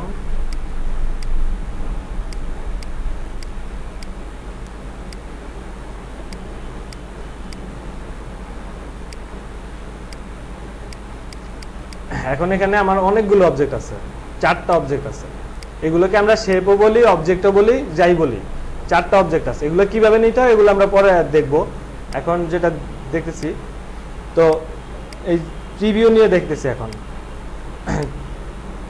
এই অবজেক্টগুলো আমার যদি কোনো কারণে একটাকে চেঞ্জ করতে হয়, একটু এদিক সেদিক কিংবা সাইজ বড় করতে হয়, ওটা নিয়ে যখন কোনো কাজ করতে হয়, যখন একই রকম কালার থাকে কিংবা একটার উপর আরেকটা থাকে, তাহলে আমরা উপরেরটা কাজ করতে পারবো, নিচেরটা পারবো না। আমি সিলেক্ট করলে প্রথম উপরেরটা, আমরা যখন যেই কাজটা করবো ওইটাকে সিলেক্ট করতে হবে। আমরা এখানে অবজেক্টের ডিজাইনে যেই ওটা নিয়ে কালার চেঞ্জ করি, যাই করি, সাইজ চেঞ্জ করি, যাই করি, ওটা আমাদের আগে সিলেক্ট করতে হবে। তো সিলেক্ট করার পর নিচে থাকলে তো ওটা সিলেক্ট হবে না, উপরেরটাই সিলেক্ট হবে, তাই না? তো সেক্ষেত্রে এই প্রিভিউটা চেঞ্জ করা যায়। আবার অনেক কাজ আছে আপনার খুব ছোট ছোট দেখা যায় না ওরকম করে। তো আপনার দেখেন এই ভিউটা যদি চেঞ্জ করি, প্রিভিউটা আউটলাইন, শর্টকাট হচ্ছে Ctrl+Y। এখন দেখতে আমার কয়টা অবজেক্ট আছে, কিরকম আছে, আরো ক্লিয়ার না? দেখেন এতক্ষণ কিন্তু বোঝা যায় না, এখানে একই রকম কালার ডিজাইন বোঝা যায় না। আমি তো এইভাবে দেখাইছি, আপনাদের একটা শেপ নিয়ে দেখাইছি, বাট ডিজাইন যখন থাকবে তখন আরো একটু পেঁচানো থাকবে। বিভিন্ন এই দিক থেকে একটা ডিজাইন থাকবে, ওই দিক থেকে থাকবে, বিভিন্ন ধরনের শেপ থাকবে, বিভিন্ন ধরনের ডিজাইন থাকবে। তো তখন আরো বেশি পেঁচ লাগে। তো তখন করতে হয় কি, আউটলাইন প্রিভিউতে যেতে হয়। আউটলাইন প্রিভিউ থেকে আমি খুব সহজে আমার যেটা খুশি, যেটা যেদিকে খুশি আমি এটা দেখতেছি, এটা এইদিকে আমি মুভ করতে পারি, মানে যা খুশি যেভাবে যে দিক নেওয়া দরকার আমি তাই করতে পারবো। আউটলাইন প্রিভিউ দিয়ে আমি খুব সহজে আমার কাজগুলো করতে পারবো। তারপর আরেকটা বিষয় দেখেন,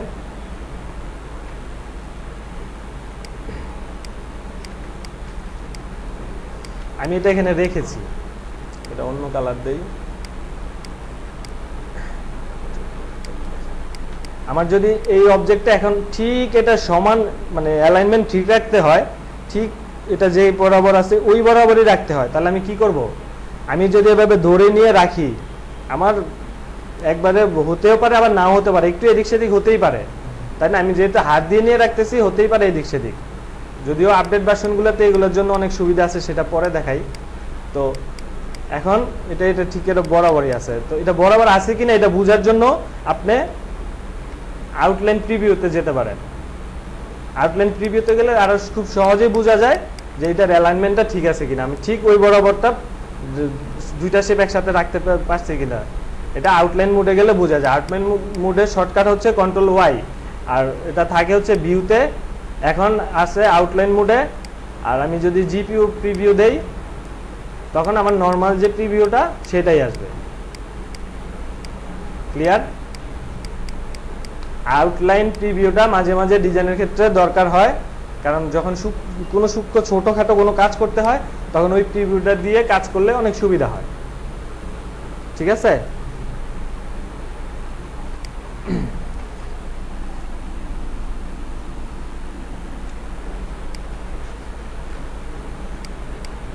ভিউ নিয়ে আরেকটু দেখি।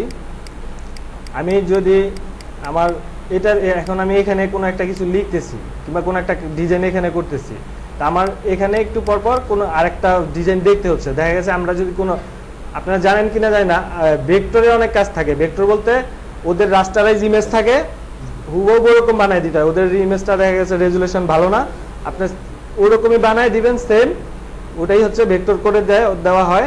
ওরকম অনেক কাজ আসে, অনেক না হিউজ কাজ আছে এরকম। মার্কেট প্লেসে এরকম হিউজ কাজ আছে যেগুলো শুধু ভেক্টর করে দিবেন, আপনি নিজে থেকে কোনো ডিজাইন করতে হবে না। শুধু আপনি যেরকম আছে ওর ইমেজটা ইমেজ আকারে থাকুক, যেভাবেই থাকুক, আপনি সেম ওটাকে ওভাবে করে দিবেন। এখন দেখা গেছে আপনি কোশ্চেন করার পরে আপনার উপরে কিছু লেখা আছে, লিখা দিবেন। এখন আপনার বড় করে নিতে হচ্ছে কোনো কারণে। তো যাই হোক, এক কথায় আমি ডিজাইন করতেছি এখানে, আমার একটু পরপর এখানে দেখতে হচ্ছে। আমি ডিজাইন করতেছি এখানে, দেখতে হচ্ছে এখানে একটু পরপর দেখতে হচ্ছে। তখন আমরা কি করব? আমরা তো একটু পরপর এখান থেকে এখানে গেলে সময়টা ওয়েস্ট হচ্ছে না, তো খুব সহজে এখানে যাওয়া যায়। যেমন আমার এই ভিউটা একটু পরপর দরকার, তখন কি করব? এই ভিউটা আমি সেভ করে রাখতে পারবো আমার ডকুমেন্টের যেই ভিউটাতে থাকবো আমি। এখন প্রিভিউটা কি এটা, এই ভিউটা আমি চাইলে এটা সেভ করে রাখতে পারি। ভিউ থেকে এই নিউ ভিউ, নিউ ভিউতে গিয়ে আমি এটার একটা নেম দিতে পারি। আমি নেম দিলাম, সব কিছুতে যদি ক্লাস 1 দিই তাহলে হবে, কি দিব, আচ্ছা 01 দিলাম। এখন আমি এখানে কাজ করি, এই ডিজাইনটা নিয়ে কাজ করতেছি। আবার এই যে 01 নিচে চলে আসছে, আগে 01টা ছিল না, এখন 01-এ দিব, আমার ওই প্রিভিউটা চলে আসবে।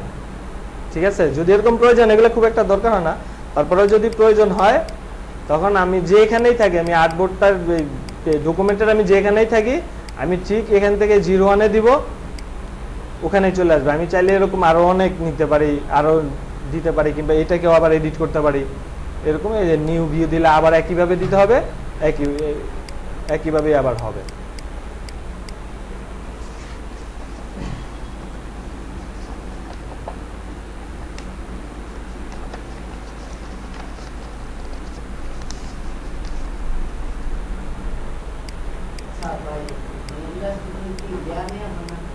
হয় লেয়ার আরও অ্যাডভান্স লেভেলের কাজ, এটা আমরা পরে দেখব।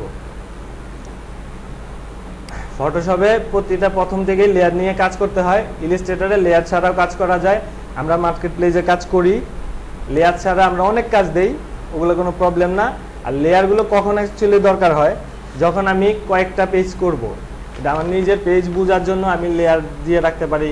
কিংবা আমরা যখন কোনো ক্যারেক্টার ভেক্টর করব, যেমন আমি আমার ফেসটাই ভেক্টর করব, আমি আমার পেজটাই বানাবো, ওইটা যখন বানাতে যাব ওই ক্ষেত্রে আমাদের লেয়ার ইউজ করতে হয়। কারণ আগে আউটলাইন নিতে হয় চারপাশে একটা লেয়ারে, তারপর আরেকটা লেয়ারে নিয়ে কাজ করতে হয়। এই লেয়ার আর 2-3টা ইউজ করলে কি সুবিধা, সেগুলো আমরা পরে যাবো। এগুলো হচ্ছে অ্যাডভান্স লেভেলের কাজ, এগুলো এখন বুঝাইলে মাথায় থাকবে না, আস্তে আস্তে শিখি ভাই।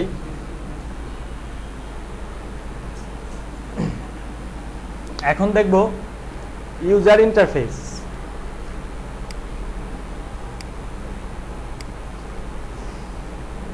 এডিটে গিয়ে প্রিফারেন্স জেনারেল,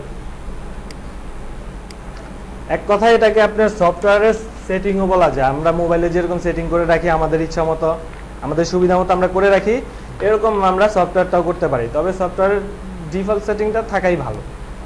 তারপরেও যদি আমাদের কাজের ক্ষেত্রে কখনো প্রয়োজন হয় আমরা শিখে রাখি, দরকার হলে ওটা আমরা কাজে লাগাবো।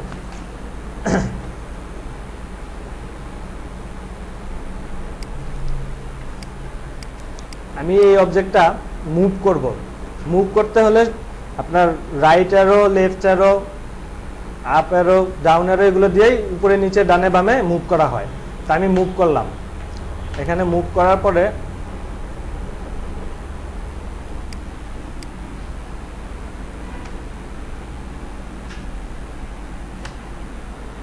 যাও, ইলাস্ট্রেটরে ডিফল্টভাবে পয়েন্ট দেওয়া থাকে, সব কিছুতেই পয়েন্ট দেওয়া থাকে। এই যে এখানেও এটাও পয়েন্ট, পিটি মানে হচ্ছে পয়েন্ট। পয়েন্ট নিয়ে আমরা বুঝবো পরে। এখন আমি মুভ যখন করি, আমি লেফট অ্যারোটা দিচ্ছি, এটা 1 পয়েন্ট এদিকে মুভ হচ্ছে। এখন দেখা গেছে আমি একটা ডিজাইন করতেছি যেটা আমার 10 পয়েন্ট মুভ করা দরকার, কিংবা 50 পয়েন্ট মুভ করা দরকার। আমি তো এভাবে একটা একটা একটা করে ট্রেন দিব না, আমি একবারে ট্রেন দিব। তখন এই যে এডিটে গিয়া প্রিফারেন্স জেনারেল, এটা শর্টকাট হচ্ছে কন্ট্রোল কে দিলাম, এটা আসছে। তারপরে যে এখানে দেখেন, এখানে এটা ইঞ্চিতে দেওয়া আছে, আমাদের ডকুমেন্টটা প্রথমে ইঞ্চিতে নেওয়া হয়েছে, এই জন্য এটা ইঞ্চি শো করতেছে। আচ্ছা যাই হোক, আমরা যদি 5 ইঞ্চি দেই,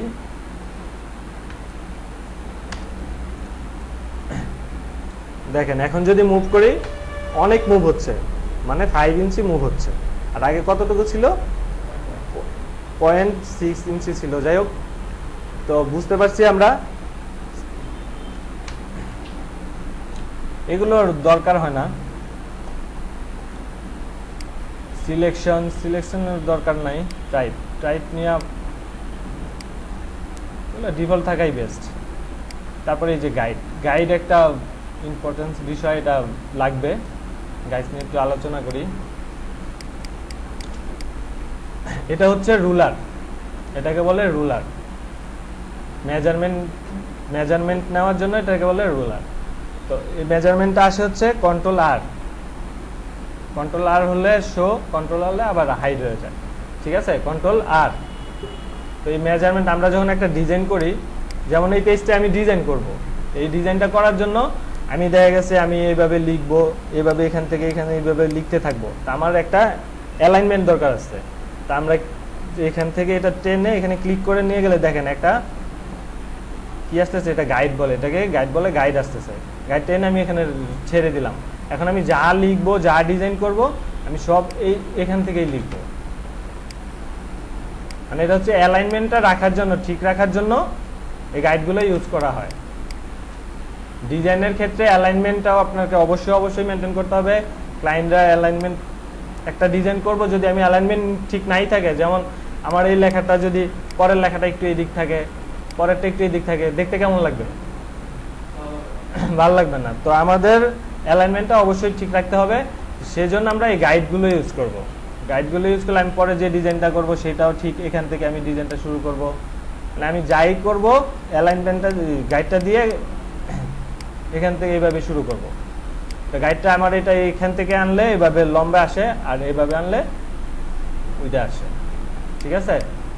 এখন আরেকটা বিষয় হচ্ছে গাইডের কালারটা কি, সাইন কালার। এই কালারটা যদি আপনাদের ভালো না লাগে, আপনি এই কালারটা চেঞ্জ করতে পারেন।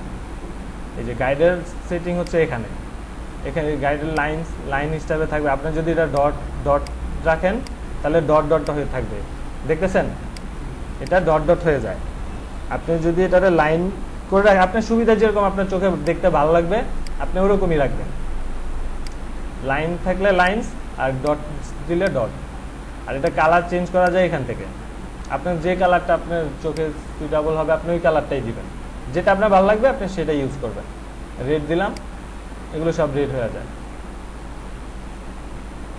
ঠিক আছে? গাইড বুঝতে পারছেন? কি ভাই, সবাই কি ঘুমায় নাকি? বুঝতেছেন না? ও গাইড, এখানে আরেকটা বিষয়, হ্যাঁ ভালো একটা কথা মনে করছেন। আমি যখন ডিজাইন করব, আমি অন্যভাবেও কিন্তু এই লাইনগুলো আমি অন্যভাবে নিতে পারি। আমি এখান থেকে এইভাবেও লাইন দিতে পারি। যেমন আমি এই অ্যালাইনমেন্টে এইভাবে রাখবো, আমি এইভাবে একটা লাইন দিয়ে দিলাম। তারপরে এখান থেকেও আমি যদি এই বক্সের মধ্যে রাখবো, আমি একটা বক্স দিয়ে দিলাম।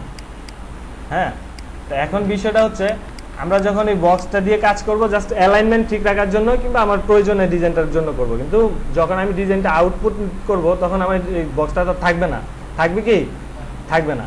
তো আমি যদি ভুলে রেখে দেই, এটা যখন প্রিন্টে যাবে এটা সহ প্রিন্ট হবে, ঠিক আছে? এটা যখন প্রিন্ট হবে তখন এই বক্সটাই সহই প্রিন্ট হবে। আপনার বক্সের যেই কালার থাকবে, যাই থাকবে, যেরকম থাকবে, শুধু যদি এতটুকু থাকে এটাই প্রিন্ট হবে। তো সেক্ষেত্রে এই গাইড যদি দেওয়া থাকে, আপনি একটা নাও 100টা নিলেও এটা প্রিন্টে যাবে না, এটা প্রিন্টে যাবে না। ভালো একটা ডিজাইনারের অবশ্যই দরকার গাইড দিয়ে কাজ করা। আপনি যখন ক্লায়েন্টকে একটা কাজ দিবেন, যদি যেমন আমরা ওই যে বুশিয়ার ফ্লায়ার বানাবো, ওই সময় গাইডটা অবশ্যই আমাদের ইউজ করতে হয়। আর এটা যদি না থাকে তখন ক্লায়েন্টরাই বুঝে নেবে যে আপনি ভালো ডিজাইনার না। কারণ একটা ডিজাইন করতে হলে অবশ্যই আপনার গাইড মেনটেন করতেই হবে, নাহলে আপনি বুঝবেন কিভাবে? আপনি চোখের আন্দাজে কতটুকুই বা ঠিক রাখতে পারবেন? অ্যালাইনমেন্টটা তো চোখের আন্দাজে ঠিক রাখা যায় না। অ্যালাইনমেন্ট যদি অন্যভাবে নেওয়া যায় সেটাও পরে দেখব। তো গাইডের জন্য ইউজ করে, বক্স কিংবা আউটলাইন কোনো কিছু ইউজ না করে গাইড ইউজ করে। এটা প্রিন্টে কখনোই প্রিন্ট হয় না। আউটলাইন আমি এভাবে বক্স দিলে এই বক্সটা প্রিন্ট হয়ে যাবে। আর আমি যদি এই বক্সটাকে দেখা যাচ্ছে আমি আমার সুবিধা মতো নিব, এটাতে কি পাচ্ছি? আমরা শুধু লম্বাই পাচ্ছি, কিন্তু আমার দরকার বক্স আকারে। আমার এই গাইডটাই বক্স আকারে দরকার। আচ্ছা, গাইডের ডটটা সরায় নেই, বুঝতে সুবিধা হবে। আগের কালারটাই থাক।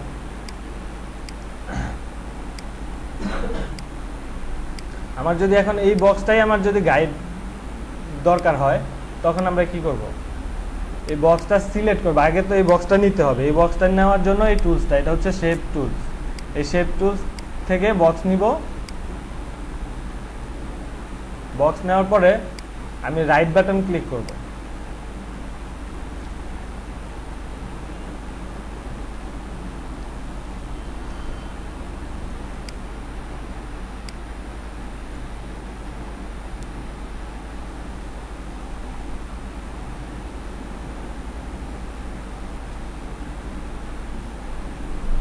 এই যে মেক গাইড, এটার শর্টকাট হচ্ছে Ctrl+5। আমি মেক গাইড দিচ্ছি, ওটা সিলেক্ট করা, এটা দেখছেন এটা গাইড হয়ে গেছে। আবার দেখাই, Ctrl+5, এটা আউটলাইন ছিল। আউটলাইন বলতে ওটাও একটা অবজেক্ট হিসাবেই ছিল, ওটাও আউটলাইন বলতে ওটাও একটা অবজেক্ট, প্রিন্ট দিলে ওটাও প্রিন্ট হতো। এখন আমি অবজেক্টটাকে গাইড করছি, এখন আর প্রিন্ট দিলে আমার এটা প্রিন্ট হবে না। আমি আমার কাজের সুবিধার জন্য অবশ্যই এগুলো রাখবো। আপনার বুশিয়ারে যেমন 3টা পার্ট থাকে ট্রাইফোল্ড, তখন আমরা প্রথম অংশটা কতটুকু দিব, এটা এই সাইজটা নিব, নিয়ে আবার এখান থেকে আরেকটা এভাবে দিব।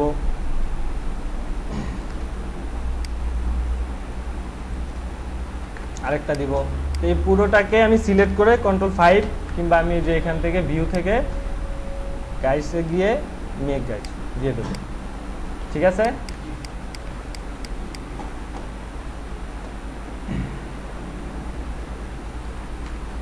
আরো কিছু সেটিংস দেখে নেই।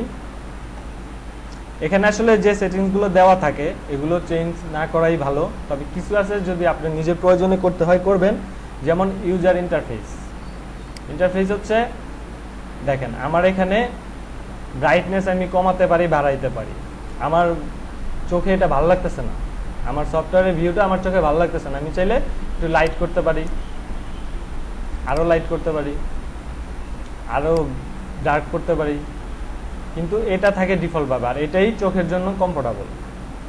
ঠিক আছে, চোখের জন্য সুইটেবল হচ্ছে এটাই, দ্বিতীয়টা মিডিয়াম যেটা, এটাই হচ্ছে চোখের জন্য সুইটেবল।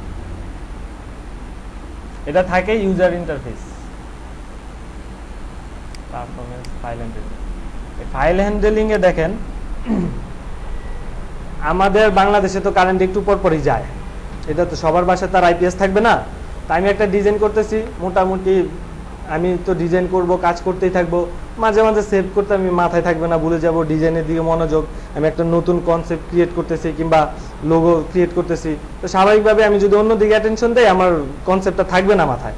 আমরা যখন ডিজাইন করি প্রথমেই আমরা অবশ্যই ভেবে নেই যে কি করা উচিত এটা নিয়ে, কিংবা কিছু রিচার্জ করি, তারপরেই তো আমাদের মাথাগুলো রাখি। এখন যদি আমরা একটু পরপর অন্য দিকে অ্যাটেনশন দেই তা আমাদের কনসেপ্ট এলোমেলো হয়ে যায়। তো এই জন্য একটু পরপর সেভ দেওয়াটা হয়তো মনে নাও থাকতে পারে, তবে এটা অভ্যাস করা ভালো, একটু পরপর সেভ দেওয়াটা অভ্যাস করা ভালো। Ctrl+S দিলেই সেভ হয়ে যায়। তো এটা যদি আমার এই প্রবলেমটা থাকে যে না আমি একটু পরপর সেভ দিতে মনে থাকে না কিংবা এই ধরনের কিছু, তাহলে অটো সেভের একটা অপশন আছে, অটো সেভ হয়ে যাবে। তবে অটো সেভটা আপনার হবে, এটার মধ্যে কিছু কথা আছে যে অটো সেভটা কিভাবে করতে হয়। এখানে দেখেন automatic save recovery data every, এখানে আবার মিনিটস দেওয়া আছে, আপনি কত মিনিটস পর পর সেভ চাচ্ছেন। আপনি যা দিয়ে রাখবেন 5, এটাই ঠিক আছে। 2 দিতে পারেন আপনার যেভাবে মনে হয়, কিংবা 10 দিতে পারেন, যেভাবে আপনার ভালো মনে হবে। তবে আমি 5 মিনিটস দিয়ে রাখি। যাই হোক, তো এটা আমি যখন সেভ করব, এটা দেখা গেছে আমার কারেন্ট চলে গেল, আমার পিসি অফ হয়ে গেল, আমি ডিজাইনটা অনেক কাজ করছি, আমি লাস্ট সেভ করি নাই। কারণ পিসি যখন অন হবে, তখন আমি যখন সফটওয়্যারটা ওপেন করব, ওপেন করার পরে আমাদের ওই রিকভারি ফাইলটা দেখাবে, তখনই ও ওপেন করার সময় রিকভারি ফাইলটা দেখাবে। দেখানোর পরে আমি ওখান থেকে নিয়ে সেভ করতে পারবো। ঠিক আমি যতটুকু কাজ করেছি ও 5 মিনিট পর পর ও র্যামে রাখে, এটা আপনার ডকুমেন্টে নিয়ে রাখে না, এটা আমাদের যে র্যাম থাকে র্যামের মধ্যে গিয়ে সেভ হয় এটা। তো যখন সফটওয়্যারটা ওপেন করব কারেন্ট আসার পরে, তখন এটা রিকভারি দেখাবে যে আপনি কি রিকভারি করতে চান কি চান না। তখন আমরা ওকে দিব চাই, তখন ওই রিকভারিটা আসার পরে আমরা সেভ দিব, তখন ওই আগের যে ডকুমেন্টটা ওইটার উপরে নিয়ে আমরা সেভ দিব। ক্লিয়ার?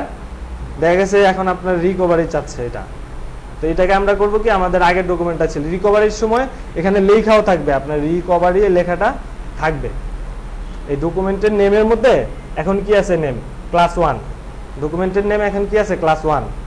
তো ডকুমেন্টের নেম আপনার ক্লাস 1 থাকবে, পাশে রিকভারি লেখাটা থাকবে। এই রিকভারিটা আপনি করবেন কি, এখানে সেভ দিয়ে Ctrl+S দিয়ে সেভ দিয়ে, তখন এটাতে ডাবল ক্লিক করবেন। এটাতে ডাবল ক্লিক করলে হবে কি, এই ডকুমেন্টের উপরেই ওই ডকুমেন্টটা সেভ হবে, রিপ্লেস হয়ে যাবে। ঠিক আছে, তো সেভ দিয়ে ইয়েস দিলে এখন আমার এটার উপরেই রিপ্লেস হবে, আর যদি আমি নো দেই তাহলে আর হবে না। এবং কি এটা একবারই সুযোগটা পাবেন, যদি ওই সময় রিকভারিটা না করেন এই ডকুমেন্টটা আরেকবার আসবে না। ঠিক আছে, আর আপনি যতক্ষণ রিকভারিটা ইগনোর না করবেন, ইগনোর বলতে আপনি সফটওয়্যার ওপেন না থাকবে বলতে, সফটওয়্যার ওপেন করছেন আবার কারেন্ট চলে গেছে, আপনি রিকভারি পান নাই কিংবা পাওয়ার পরে আপনি ইয়েস নো কিছু দেন নাই, তখন থাকবে। আর যদি কাজ করতে হয়, আপনার সফটওয়্যার নিয়ে যদি কাজ করতে হয়, তাহলে ইয়েস নো কিছু একটা দিতেই হবে, না হয় অন্য কোনো কাজ করতে পারবেন না। তো তখন আমরা আমাদের ফাইল তো অবশ্যই আমরা রাখবো ওই ডকুমেন্টটা। তো যাই হোক, এটা হচ্ছে এই যে ফাইল হ্যান্ডলিং থেকে অটোমেটিক সেভ, এখান থেকে আমি মিনিটস দিয়ে রাখবো আমার যতক্ষণ পর দরকার। আর আরেকটা, এটা যখন দিব আরেকটা কাজ করতে হবে, আমাদের টেম্প ফাইলগুলো সবসময় ক্লিন করতে হবে। এটা তো আমরা বুঝি নাকি, এগুলা কম্পিউটারে বেসিক কিছু বিষয় থাকে। আপনি মানে আপনার পিসিটা ভালো রাখার জন্য, আপনার সিপিইউটা ভালো রাখার জন্য বেসিক কিছু নলেজ রাখতে হবে। এই যে এখান থেকে আমি রান আনছি, রান, হ্যাঁ সি ক্লিনার দিলেও হয়, যেভাবেই দেন। এই রানে গিয়ে আপনি ট্যাম্প, এই যে এখানে ট্যাম্প লিখে দিলাম, এগুলো সব কিন্তু আস্তে আস্তে আমার র্যামটার জায়গা নিয়ে যায়। আপনার যে রিকভারি একটু পর যে সেভ নিচ্ছে 5 মিনিটস পর এগুলো এখানে আসে, তখন আপনাকে করতে হবে কি, এগুলো সব সিলেক্ট করে ডিলিট করে দিতে হবে। অনেক সময় সব যাবে না, যতটুকু যাবে, কিছু ফাইল থেকে যায়। তারপরে আরেকটা আছে, টেম্পের আগে পরে % দিয়ে দিতে হয়। এটা আপনার সিপিইউ ভালো রাখার জন্য করতে হবে। এটা এক কথায় সি ক্লিনার দেওয়া হয়, তো যে যেভাবে করে।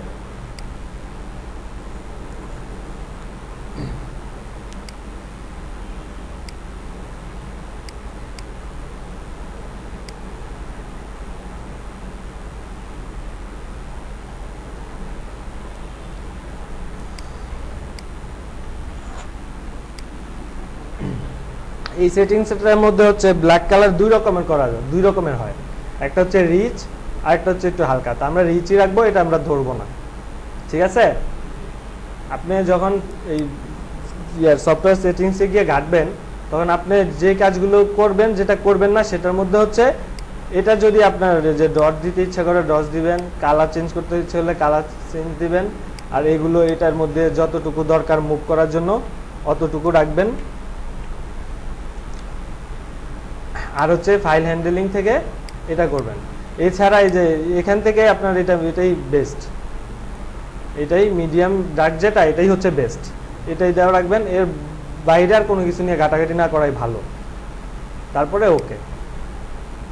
সফটওয়্যার সেটিং সম্পর্কে কারো কোনো কোশ্চেন আছে?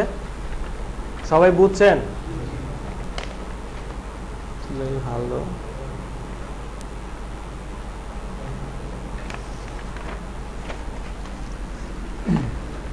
এবার আরেকটা বিষয় দেখেন,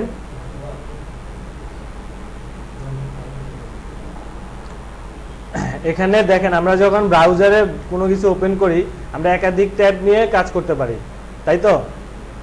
যে কোনো ব্রাউজার যখন ওপেন করি আমরা অনেকগুলো ট্যাব ইউজ করতে পারি না একসাথে। তো এখানেও সফটওয়্যারের মধ্যে অনেকগুলো ডকুমেন্ট ট্যাব আকারে আসে, এগুলো ইউজ করতে পারি। দেখা গেছে আমার আগের একটা ডকুমেন্ট ওপেন করে ওখান থেকে কোনো কিছু আমার নিতে হবে, নিয়ে নতুন ডকুমেন্টে আমি কাজ করব, ঠিক আছে।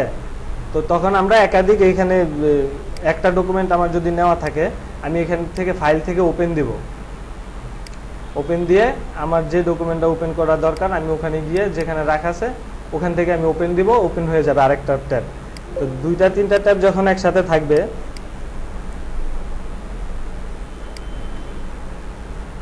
এভাবে থাকবে।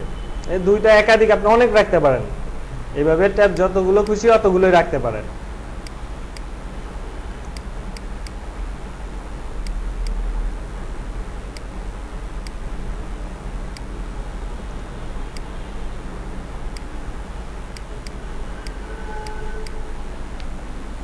এখানে আরেকটা বিষয় দেখেন, আমি যখন এই ডকুমেন্টের থেকে আমি আমার ডিজাইনটা কপি করব কন্ট্রোল সি, কিংবা এই যে এডিটে গিয়ে কপি শর্টকাট হচ্ছে কন্ট্রোল সি। এটা মনে হয় সবারই জানা, এটা সব কিছুতেই বেসিক, সব কিছুতেই কন্ট্রোল সি দিয়ে কপি হয়। তো এখান থেকে আমি কপি করে এই ডকুমেন্টটা ওপেন করব, আবার এখানে কন্ট্রোল ভি দিলে পেস্ট হয়, আর এখানে পেস্ট দিলেও পেস্ট হয়, এখানে চলে আসছে। তো আমার দেখা গেছে যে অনেকগুলো আনতে হবে। তো আমার যদি দুইটা ভিউ একসাথে থাকে, দুইটা ডকুমেন্টে যদি আমি একসাথে ভিউটা দেখতে পারি, তাহলে আমার এইভাবে এক ডকুমেন্ট থেকে আরেক ডকুমেন্টসে যখন যে কোনো ডিজাইন কিংবা শেপ যাই নেই, অনেক সুবিধা হয় না? তো কিভাবে আমরা দুইটা ডকুমেন্টস একসাথে ভিউতে রাখবো, এই যে এখান থেকে এখন এটা দেওয়া আছে, এটা হচ্ছে আপনার শুধু একটা ভিউর জন্য, দুইটা দিলাম, আমার দুইটা ভিউ আসছে, আমি দুইটাতেই একসাথে কাজ করতে পারবো। ঠিক আছে, দুইটা না, আমি যদি এখানে আমার 3টা ডকুমেন্ট ওপেন থাকতো, 3টাই আমি যতগুলো ডকুমেন্ট যদি আমার একসাথে ওপেন করার দরকার হয়, 2টা 3টার বেশি তার থাকার কথা না, দরকার হওয়ার কথা না, তারপরেও আমরা এক ডকুমেন্ট থেকে আরেকটা ডকুমেন্টে যখন কোনো ফাইল নিব, ফাইল বলতে কোনো ডিজাইন নিব, শেপ নিব, তখন আমরা এইভাবে ভিউটা দুইটাই একসাথে রাখতে পারি। ঠিক আছে, এটা হচ্ছে এখানে, এটা ডিফল্ট ভাবে এখানেই থাকে, এটা কোনো অপশনে যেতে হয় না, এখান থেকে এই যে এখান থেকে এইভাবেই থাকে। হ্যাঁ, দুইটাতে একসাথে কাজ করে। এই যে আমি করতেছি, এটা মুভ করলাম, এই যে এখান থেকে এটা মুভ করলাম, আমি এখান থেকে এটা এখানে নিয়ে আসলাম। দুইটাই সেভ করতে হবে। এটার উপরে যখন আপনার ক্লিক থাকবে, এটার উপরে যখন কাজ করবেন তখন সেভ দিলে এটাই সেভ হবে। আবার যখন আমি এটার উপরে কাজ করব, কন্ট্রোল এস দিলে এই ডকুমেন্টটাই সেভ হবে। ঠিক আছে, দুইটা তো দুই ডকুমেন্ট, দুইটা দুই জায়গায় সেভ হচ্ছে। আপনি যখন কন্ট্রোল এস দিবেন, যদি আমার এগুলো সেভ করা নাই, এই জন্য নতুন সেভ চাচ্ছে, যাই হোক, আপনি সেভ করতে গেলে এই ডকুমেন্টের উপরে যখন কাজ করবেন তখন সেভ দিলে এই ডকুমেন্টের গুলোই সেভ হবে। আবার যখন এটার উপরে কাজ করতেছেন, এটা সেভ দিলে এই ডকুমেন্টের উপর গুলোই সেভ হবে। ঠিক আছে, আর সেভের অভ্যাসটা আমরা করব, এটা অবশ্যই করতে হবে, কারণ সেভের অভ্যাসটা করা ভালো, এটা ইন ফিউচারে আপনাদের অনেক কাজে লাগবে। সেভ একটু পরপর করাটা অবশ্যই ভালো। আর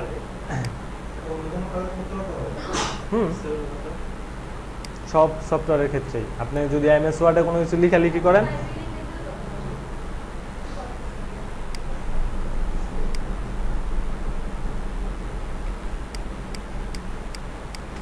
ওকে, এখন টুলস নিয়ে একটু আলোচনা করি, আমাদের আরেকটু সময় আছে।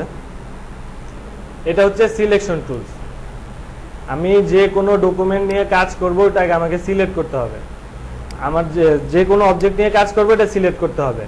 আমি এই অবজেক্টটার কালার চেঞ্জ করব, এটা সিলেক্ট করব। সিলেক্ট করার পরে দেখেন এখন কি রকম, আর সিলেক্ট করার পরে বোঝা যায়, এটা চারপাশে একটা বর্ডার আসে, এটা বোঝা যায় যে এটা সিলেক্ট হচ্ছে। আমি সিলেক্ট এটা করলাম, এটা করলাম। এখন যদি দুইটা আমার একসাথে সিলেক্ট করার দরকার হয়, বাইরে যদি আমার এরকম স্পেস থাকে, আমি এভাবে ক্লিক হোল্ড করে এভাবে টেনে নিয়ে দুইটার উপরেই যাব, দুইটাই সিলেক্ট হবে। ঠিক আছে, এইভাবে এক পাশ থেকে টেনে নিয়ে যতগুলো অবজেক্ট আমার সিলেক্ট করার দরকার হয়, একসাথে আমি অবজেক্টগুলো সিলেক্ট করতে পারবো। কি হবে?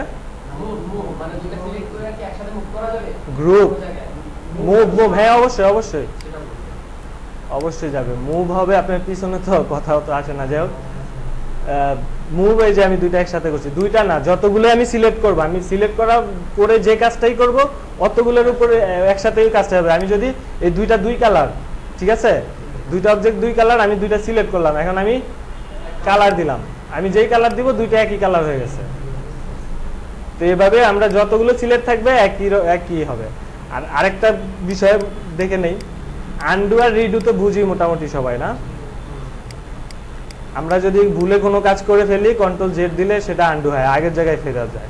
আমি যদি এই ডিজাইনটা কোনো কারণে ডিলিট করে দিলাম ভুলে, কন্ট্রোল জেড দিব, এটা চলে আসবে। আবার কন্ট্রোল শিফট, আমার পরে বুঝলাম যে না, এটা ডিলিটই ভালো, তখন কন্ট্রোল শিফট আবার জেড, মানে এটা হচ্ছে রিডু। একটা হচ্ছে আনডু, ফিরে আসে, আর একটা হচ্ছে আগের জায়গায় যায়। একটা যে এখানেই আছে দেখাচ্ছে,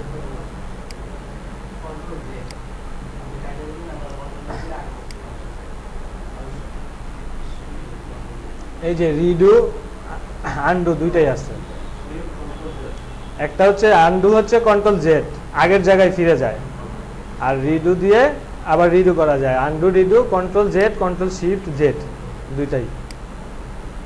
আর যেটা বলতেছিলাম, আমি দুইটা অবজেক্ট যখন একসাথে সিলেক্ট করব, তখন আমি বাইরে থেকে যদি আমার এরকম ডিজাইনের এই পাশে স্পেস থাকে, তখন আমি এইভাবে টেনে রাগ করে যে কয়টা স্পেস অবজেক্ট সিলেক্ট করবো, ওগুলোর উপরে আমার মাউসের কার্সারটা নিব, ওই কয়টাই সিলেক্ট হবে।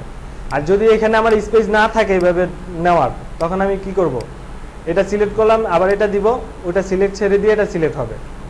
তো সেক্ষেত্রে আমাকে এটা দুইটাই আমার এখন সিলেক্ট করার দরকার। আমার এভাবে যে টান দিব এই স্পেস নাই, তখন আমরা এটা সিলেক্ট করব, তারপরে শিফট ধরবো, শিফট ধরে আমি যতগুলোতে দিব, এখানে যদি আরো অবজেক্ট থাকতো আমি ঠিক যতগুলোতে দিব সবগুলোই সিলেক্ট হবে।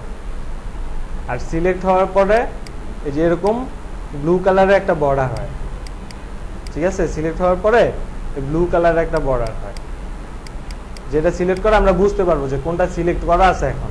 তা আমি যদি এটা নিয়ে কাজ করতে চাই, অবশ্যই এটা আমাকে সিলেক্ট করতে হবে। সিলেকশন টুলের কাজই হচ্ছে সবকিছু সিলেক্ট করা। আমি যেই অবজেক্টটা নিয়ে কাজ করব ওইটাই আমার সিলেক্ট করব, এটাই হচ্ছে সিলেকশন টুলের কাজ। এখানে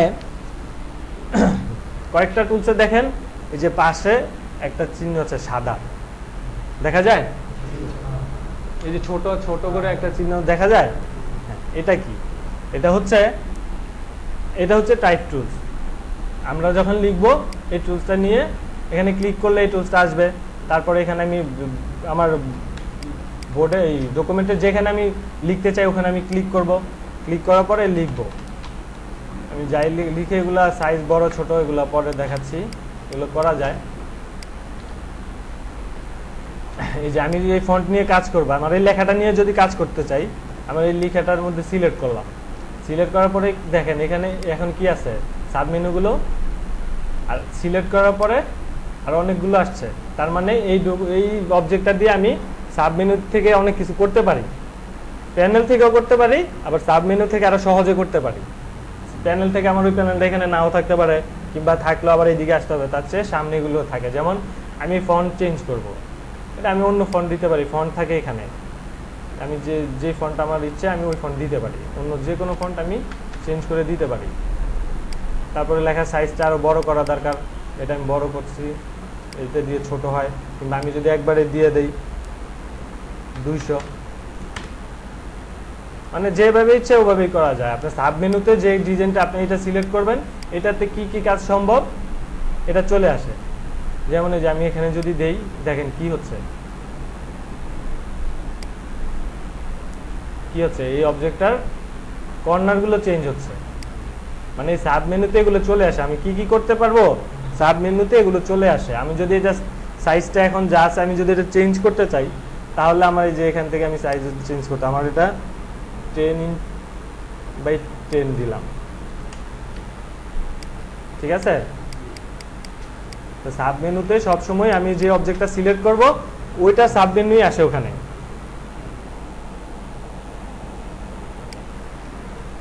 যাই হোক, আজকে যতটুকু দেখেছেন এর মধ্যে কে কি বুঝেন নাই বলেন? বুঝছেন? বুঝলেই ভালো।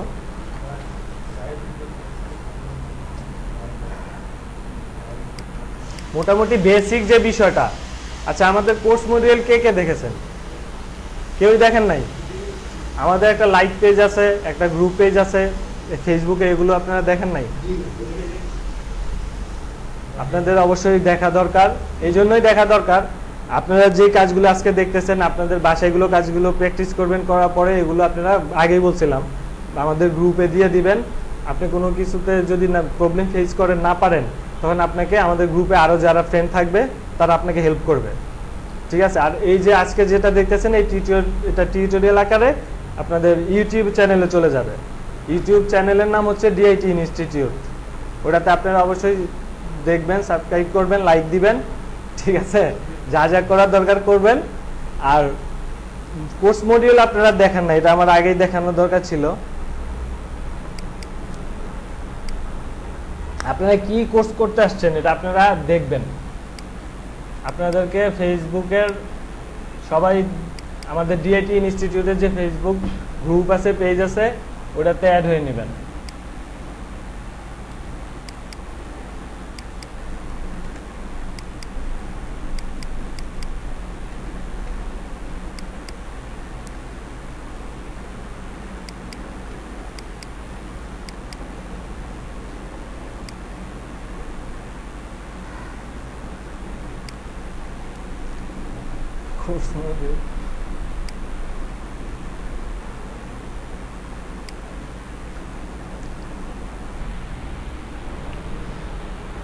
এটা হচ্ছে আমাদের কোর্স মডিউল।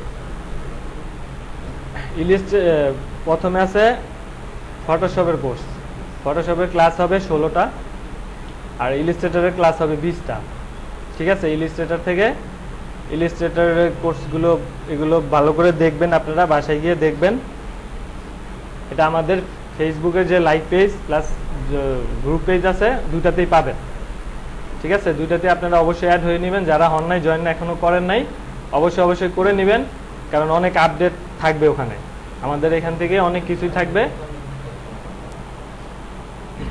তো আজকে ক্লাস 1-এ আমাদের যে বিষয়গুলো ছিল, ডকুমেন্ট নিয়ে প্রথমেই কথা বলেছি, আর্টবোর্ড নিয়ে বলেছি, নেভিগেশন নিয়ে বলেছি, আর এটা হচ্ছে ভেক্টর আর রাস্টারাইজ, এটা নিয়ে প্রথমেই বলেছি, মনে আছে সবার? তারপরে সেটিং, সেভিং সবই তো হয়ে গেছে আজকে। যাই হোক, আমাদের আসলে কোর্স মডেল রেডি করা আছে, আপনি এগুলো নিয়ে ঘাটাঘাটি করবেন।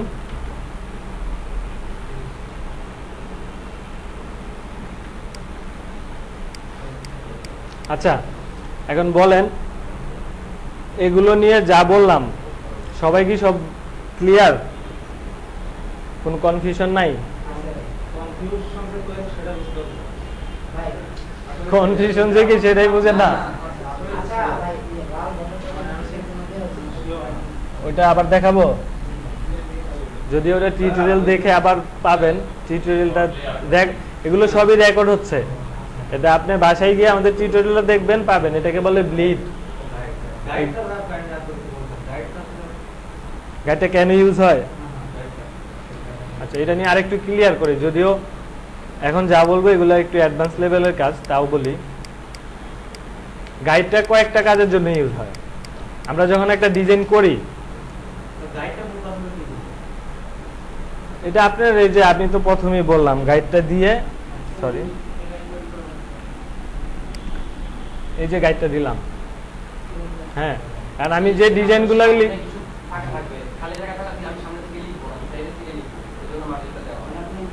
হ্যাঁ, এটা মার্জিন বলতে পারেন আপনারা। যাক, আমি এই যে এটা যা লিখবো এই গাইড থেকে এইভাবেই লিখবো, এর বাইরে আমি যাব না। লেখা, ড্রয়িং, এভরিথিং, আপনি সবকিছুরই যদি একটা অ্যালাইনমেন্ট সব দিকে যদি একইভাবে, এই যে দেখেন এই লেখাটা যদি আমার এইভাবে যদি সমান থাকে বাম লেফট সাইড, তাহলে ভালো দেখতে ভালো লাগবে। আর যদি না থাকে অবশ্যই ডিজাইনটা দেখতে, এটা ক্লায়েন্ট তখন আপনার এইসব ডিজাইন নিবেও না। আর আরেকটা যে কাজটাতে অবশ্যই দরকার হয়, আমরা যখন ফ্লায়ার, বুশিয়ার, বিজনেস কার্ড এইসব ডিজাইন করব, সেই ক্ষেত্রে আমার ব্লিডটাও মাস্ট লাগবে। মানে প্রিন্টে আমার যে কাজগুলো যাবে সেক্ষেত্রে আমার ব্লিডটাও মাস্ট লাগবে। আপনি এমনিতে যত যাই করেন ব্লিড না দিলেও চলবে, যখন প্রিন্টে যাবে ফাইল তখনই আপনার ব্লিড দিতে হবে। ব্লিড আমি 3 মিলিমিটার দিয়েছি।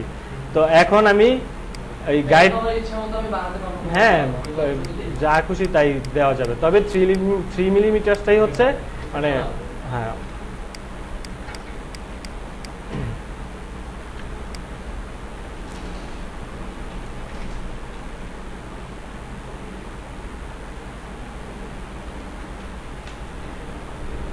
এই গাইড নিয়ে আরেকটু কথা বলে নিই, যদিও এটা এখনো দেওয়া ঠিক না। আসলে কি, আমরা কিছু কাজ আসে আমাদের কোর্স মডিউলের মধ্যে একটা ধারাবাহিকতা আছে, কারণ আপনাদেরকে যদি আগেই আমি অ্যাডভান্স লেভেলে কিছু দিয়ে দেই, তাহলে আপনারা বুঝবেন না, মানে মাথায় তখন হ্যাং হয়ে যাব। এই জন্যই আস্তে আস্তে আমরা আসলে যেটা দিচ্ছি, যতটুকু দিচ্ছি, আমরা যেটা দরকার মনে করতেছি ওইটাই দিচ্ছি। ডিজাইন যখন করব, বাইরে আমার পেজ হচ্ছে, আর্টবোর্ড হচ্ছে এখানে, আমার এটা A4 সাইজ নিয়েছি, আর্টবোর্ড এ পর্যন্তই। তো এর বাড়তি অংশটা কেন নিছি? কাটিং এ যেন না পড়ে। তারপরে আর্টবোর্ড থেকে আরেকটা ভেতরে আরেকটা সেফটি ট্রিম বলে, এটা ট্রিম বলা হয়, কিংবা আমি সেফটি মার্জিন বলি, যাই বলি, হ্যাঁ, এটা দিতে হয়। এটা কেন দিতে হয়? আমার যে লেখাগুলা, আমার আর্টবোর্ড থেকে ওরা যখন কাটিং করে, একটু এদিকেও হতে পারে, ওদিকেও হতে পারে, ভেতরেও ঢুকতে পারে, বাইরেও যেতে পারে। তো আমার ভেতরেও সেফটি থাকতে হবে। ভেতরে সেফটি আমি আমার ব্যাকগ্রাউন্ড ডিজাইনটা যেটা থাকবে, ব্যাকগ্রাউন্ডে থাকবে, সেটা আমি ব্লিড পর্যন্তই দিব। আমার প্রিন্টেড থেকে ওরা কাটিং করে রাখবে আর্টবোর্ড পর্যন্ত, এতটুকু রাখবে। ওরা A4 সাইজ যেটা ওটাই রাখবে। তারপরে যদি আমার একটু এদিক কেটে যায় কিংবা ওদিকে কেটে যায়, সেই জন্য ভেতরেও আমার বিভিন্ন টেক্সট মানে যে লেখাগুলো দিব, তারপরে লোগো রাখবো, যাই যাই ডিজাইনগুলো রাখবো ওগুলো যেন কেটে না যায়, সেজন্য আরো 3 মিলিমিটার ভেতরে রাখতে হবে। 3 মিলিমিটার ভেতরে রাখার জন্য তখন এই যে আমি এখানে 3 মিলিমিটার দিলাম, এখন তো আমি এটাকে এভাবে করে দিব না যে আমি এর বাইরে যাব না, সেই ক্ষেত্রে আমার করতে হবে, আমি আগেই বলছি কোনো যে বাড়তি অবজেক্ট নিয়ে আমরা কাজ করব না, কারণ বাড়তি অবজেক্ট নিয়ে কাজ করলে যদি আমি ভুলে যাই ডিলিট না করতে তাহলে ওটা প্রিন্ট হয়ে যাবে। তাহলে আমরা কি করব, বাড়তি অবজেক্ট নিয়ে কাজ করব না, সেই ক্ষেত্রে আমরা গাইড ইউজ করব। তো গাইড ইউজ করব কিরকম, এই রুলার বার থেকে এই যে আমি এটা টেনে নিয়ে আসছি, এগুলো ড্র্যাগ করে নিয়ে আসে আমি ঠিক এখানে রাখলাম। এটা দেখে আমি যত এখানে আরেকটা বিষয় আপনাদেরকে দেখাই, মজার বিষয়, আমি এই যে এখন এখানে নিয়ে আসছি, এখানে মানে আমি যে এখানে আসছি একটা অপশন আছে, ওটা যদি দেওয়া থাকে তাহলে এখানে আপনার যদি বরাবর ঠিক জায়গা পড়ে তাহলে ওটা ওখানে কিছু দেখায়, সংকেত দেয়, সেটা দেখাই আগে। এই যে স্মার্ট গাইডস, আমি গাইডটা নিয়ে আসছি, দেখেন আমি যখন এখানে ধরতেছি এই যে তার মানে কি, হ্যাঁ ঠিক এটা ঠিক ওটার মানে বর্ডারেই আছে, এটা একটা অবজেক্ট থেকে আরেকটা অবজেক্ট নিলেও একইভাবেই হয়। এটা মাঝখানে একবার দেখাইতে গিয়েছিলাম যদিও আবার ভুলে গেছি। এই যে আমি এখন এইটার উপরে যাব, দেখেন এটার মধ্যে অনেকগুলো, এই যে সেন্টার ঠিক সেন্টারে আছে, এই জন্য সেন্টার লেখাটা আসতেছে, দেখছেন? এটা আমি যদি আবার ছেড়ে দেই থাকবে না, এই জন্য আমি হোল্ড করে রেখেছি। এই যে সেন্টার মানে আমি ঠিক যেদিকে যাব, তারপরে এই যে এইদিকে অ্যালাইনমেন্ট দেখতেছেন, মানে ঠিক এই দুইটার এখন সেন্টার আছে, মানে এগুলো আপডেট ভার্সনে আছে, এগুলো আগের ভার্সনগুলোতে ছিল না, এখন আপডেট ভার্সনগুলোতে এগুলো আছে, এগুলো ডিজাইন ক্ষেত্রে অনেক সুবিধা হয়। মানে এক কথা আপনার অ্যালাইনমেন্ট হয়ে যাচ্ছে, আপনার আলাদা করে আর দুইটা মাঝখান দিতে হয় না। আপনার দুইটা যদি আমি যে এলোমেলো রাখি, দুইটা ডিজাইন এলোমেলো রাখলাম, দুই কালার দিয়ে বোঝার জন্য আমি দুইটা সিলেক্ট করলাম, আমার দুইটা এখন মাঝখানে রাখা দরকার, আমি যদি মাঝখানে রাখতে যাই এই যে দুইটার এই অ্যালাইনমেন্ট, পেজ অ্যালাইনমেন্টে গেছে, যাই হোক এই যে দুইটা মাঝখানে হয়ে গেছে। আবার যদি দুইটা এক লেফট সাইডে রাখি, লেফট সাইডে হয়েছে, দুইটা যদি টপ দেই টপে যাবে। হ্যাঁ, প্রতিটা কাজেরই প্রতিটা অবজেক্টই আগেই বলছি সাব মেনু থাকে কিছু উপরে, মানে ওটা দিয়ে আমি কি কি করতে পারবো ওগুলো উপরে থাকবে। তো যাই হোক, তো আমি দেখা গেছে এখানে নিয়ে তারপরে ওখানে যাব, আমার একটু টাইম বেশি লাগতেছে। আর যদি আমি যখন এখান থেকে মুভ করে এটা আনতেছি, প্রথমে আমি ইচ্ছে করলে এটা সেন্টার রাখতে পারি, সেন্টারে নিয়ে আসতে পারি। হ্যাঁ, এই গাইডটা শো করে কিন্তু, দেখছেন আপনারা?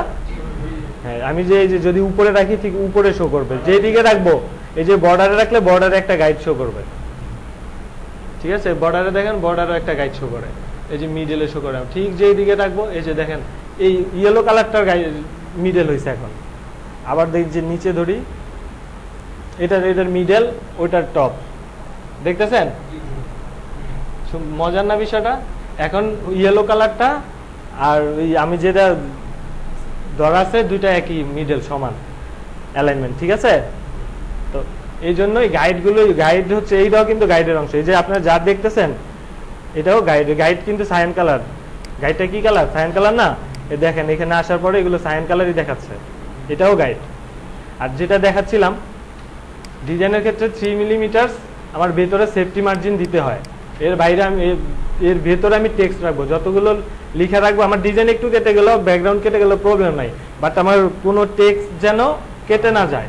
তো সেই জন্য আমরা 3 মিলিমিটার এই প্রথমে এটা অবজেক্টটা নিব 3 মিলিমিটার মাপে, তারপরে এই যে এখান থেকে রুলার বার থেকে টেনে এই রুলার কিংবা যাই বলি, এটাকে গাইড বলি, মার্জিন বলেন, যাই যেভাবে আপনাদের সুবিধা মনে করেন এটা এনে দিতে পারি। এটা কি এখন এই পাশেরটা আবার এইভাবে থেকে দেখেন, এখানে ধরলেই এখানে আমার ওই যে অপশনটা দিয়ে দেওয়াতে ঠিক যখন এটা বর্ডারে যায় তখনই দেখেন এখানে লেখা আসে পাতটা। যদি এখন আপনারা বুঝেন না পাতটা কি, এটাও আপনাদের সামনে আসতেছে। পাত অনেক ইম্পর্টেন্স একটা বিষয়, এটা অবশ্যই লাগবে, শুধু লাগবে না, এটা ভালোভাবে শিখতে হবে। যাই হোক, তো এই হচ্ছে আমার 3 মিলিমিটার সেফটি মার্জিনটা আমি করে ফেলছি। আমি এই মার্জিনটা আগেও বলেছি আমি বর্ডার দিয়ে করতে পারি, বাট আমি বর্ডার দিয়ে করব না। বর্ডার দিয়ে আমি কেন করব না? কারণ এটা যদি আমি যদি ডিলিট না করি, আমার যদি ভুল হয়ে যায়, মনে না থাকে, ডিলিট যদি না করি তাহলে এটা আমার প্রিন্টে চলে যাবে, তখন সমস্যা। তো সো আমি এটা গাইড করে রাখবো। আর আমরা অবজেক্ট থেকে গাইড কিভাবে বানাই সেটাও দেখেছি, মনে আছে?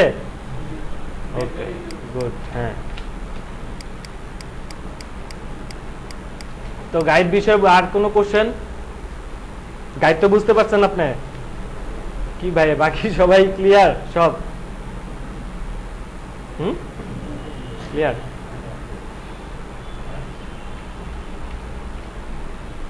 ঠিক আছে, তাহলে আজকে এই পর্যন্তই থাক। আপনার ডিজাইনার হতে হলে আপনাকে দুইটাই জানতে হবে, দুইটা সফটওয়্যারই আপনার জানা থাকতে হবে ডিজাইনার হতে হলে। আপনার অনেক কাজ আছে যেগুলো আপনি ইলাস্ট্রেটরে আপনি ডিজাইন করতেছেন, আপনি ইলাস্ট্রেটরে এক্সপার্ট হয়েছেন। অনেক কাজ আছে যেটা আপনার ইলাস্ট্রেটরে হবে না। হবে না বলতে হয়, কিন্তু অনেক কঠিন বা অনেক টাইম লাগবে। ফটোশপ বেশি ইউজ করা হয় ফটো এডিটিং এর ক্ষেত্রে। ফটো এডিটিং গুলো আপনাদেরকে ফটো এডিটিংও শেখানো হবে। ফটো এডিটিং গুলো ইলাস্ট্রেটরে হয় না। ইলাস্ট্রেটরটা মূলত হচ্ছে বেশি ইউজ হয় প্রিন্টিং সাইটগুলোর জন্য, কারণ এটার রেজুলেশন খুবই হাই। ইলাস্ট্রেটরেই করা, ম্যাক্সিমাম লোগো ইলাস্ট্রেটরেই করা হয়। দুইটাতেই করতে পারবেন, দুটাইতেই করতে পারবেন। আমি তো আগেই বললাম, আপনি একজন ডিজাইনার আমরা এখানে যারা আপনারা আসছেন সবাই অবশ্যই একটাই টার্গেট, ডিজাইনার হওয়া, তাই তো? তো ডিজাইনার হতে হলে আপনাকে যে কোনো একটা সফটওয়্যারের উপরে এক্সপার্ট হতে হবে। এবার আপনারা দুইটাই, আমি কি বলছি, আমরা দুইটাই শিখাবো। আপনি যেটা আপনার কাছে কমফোর্টেবল মনে হবে সেটাতে আপনি এক্সপার্ট হবেন, বাকিটাও বেসিক জানা থাকতে হবে। আপনার অনেক লোগো আছে আপনি ফটোশপে এক্সপার্ট হয়েছেন, অনেক কিছু আছে যেটা আপনার ফটোশপ দিয়ে হবে না, তখন আপনার করতে হবে কি ইলাস্ট্রেটরে যেতে হবে। আবার আমরা যখন কোনো ডিজাইন করি, আমরা বিভিন্ন জায়গা থেকে ডিজাইন নেওয়া যায়, বিভিন্ন শেপ, বিভিন্ন অনেক ধরনের ডিজাইন বিভিন্ন জায়গা থেকে আমরা ডাউনলোড করে নিতে পারি। ওটা আমরা আমাদের ডিজাইনের ক্ষেত্রে ইউজ করি। তো ওগুলো ইউজ করতে গেলে ওগুলো পাবেন আপনি ভেক্টর হিসাবে, ওগুলো ভেক্টর থাকবে, মানে এআই ফাইল থাকবে। তো এআইটা নিয়ে আপনাকে পিএইচডিতে নিয়ে আপনি পিএইচডিতে ডিজাইন করতে হবে। আপনি পিএইচডিতে মানে ফটোশপে যদি এক্সপার্ট হন, তাহলে আপনার অবশ্যই এআইটা ওপেন করতে হবে, এআইটা জানতে হবে, মানে ইলাস্ট্রেটরটা। তো এই জন্য ডিজাইনার হতে হলে আপনাকে দুইটাই জানতে হবে, দুইটাই শিখতে হবে। একটাতে এক্সপার্ট হবেন, আরেকটাতে বেসিক যতটুকু প্রয়োজন ওটা সাপোর্টের জন্য ওটা আপনার জানা থাকতে হবে। আমি নিজেও ইলাস্ট্রেটরে আমি এক্সপার্ট, হ্যাঁ, বাট ফটোশপে এক্সপার্ট না, কিন্তু মানে পারি, শুধু পারি না, আমার প্রয়োজন, আমার ডিজাইনের জন্য প্রয়োজন যতটুকু আমি ঠিক ততটুকুই পারি। আর শেখার তো শেষ নাই, যত দেখবেন তত শিখবেন। আর আমাদের যে উনার আফতাব ভাই, উনি ফটোশপ এক্সপার্ট, শুধু এক্সপার্ট বললে ভুল হবে, অনেক ভালো এক্সপার্ট। হ্যাঁ, উনি অনেক বছর ধরেই করতেছেন, আর উনি ফটোশপে অনেক ভালো। আপনাদের ফটোশপের ক্লাসটা উনিই নেবে, উনার ক্লাস আপনাদের আরো ভালো লাগবে, কারণ উনি অনেক ক্লাসের মধ্যে অনেক গল্প স্বল্প করে, অনেক আরো ভালো লাগবে আপনাদের ওনার ক্লাস। যাই হোক, ওটা আপনারা পাবেন ইলাস্ট্রেটরের কোর্সটা যখন কমপ্লিট হবে আপনাদের, আপনারা দেন ফটোশপ শুরু করতে পারবেন। ফটোশপের ক্লাসটা উনি নেবেন।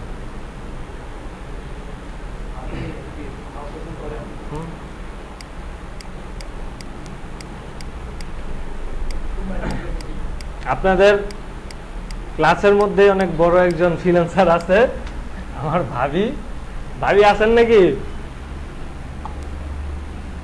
আছেন না ঘুমিয়ে গেছেন? যাক, উনি আফতাব ভাইয়ের ওয়াইফ,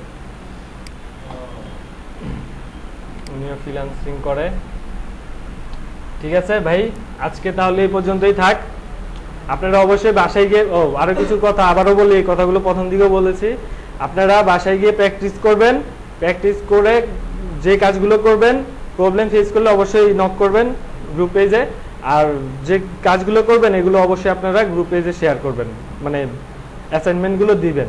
এটা আমাদের ইয়েতেও কন্ডিশনের মধ্যে ছিল, সবাই জানেন তো বিষয়টা। হ্যাঁ, এটা করবেন। আর কেউ যদি কোনো প্রবলেম ফেস করেন, আর আরেক ভাই যে জানবেন হেল্প করবেন। আর তারপরেও যদি আপনারা যেগুলো প্রবলেম দেখবেন নোট করে রাখবেন। কালকে তো না, আপনাদের ক্লাস মেবি পরশুদিন, তো পরশুদিন আবার এসে প্রথম হাফ আওয়ার্স আমরা এগুলো নিয়ে আলোচনা করব। আমাদের যে প্রবলেমগুলো থাকবে প্রথম আধা ঘন্টা আমরা এগুলো নিয়ে কথা বলবো, তারপরে 1.5 ঘন্টা আমরা ক্লাস করব। ওকে, নতুন করে আবার 1.5 ঘন্টা শিখবো। তো অবশ্যই আপনাদের যদি শিকার মানে অবশ্যই আগ্রহ আছে বিদায় আসছেন, অবশ্যই আপনারা বাসায় গিয়ে প্র্যাকটিস করবেন। আর আমি যেটা বলেছি যেটাতেই ক্লিক করবেন ওটা নামটা পড়বেন, নাম না পড়ে ক্লিক করবেন না। যে যতটুকুই আজকে দেখানো হয়েছে অতটুকুই করবেন, বেশি করার চেষ্টা করবেন না। বেশি করার চেষ্টা করলে পরে আপনি পারবেন না। আস্তে আস্তে নেন, আস্তে আস্তে নেন। আমি দিলে তো আজকে আরো, এই যে আমি এখন অনেক আজেরা কথা বলতেছি, এগুলো আমার না বললে হইতো, আমি আরো কিছু দিতে পারতাম, কিন্তু আমি দেই নাই। কেন দেই নাই? বেশি একসাথে দিলে লোড নেওয়া যায় না। আস্তে আস্তে নেই, আস্তে আস্তে নিলে আমরা ভালো শিখতে পারবো, আমাদের মাথায় থাকবে। ঠিক আছে, আজকে এই পর্যন্তই। আল্লাহ হাফেজ।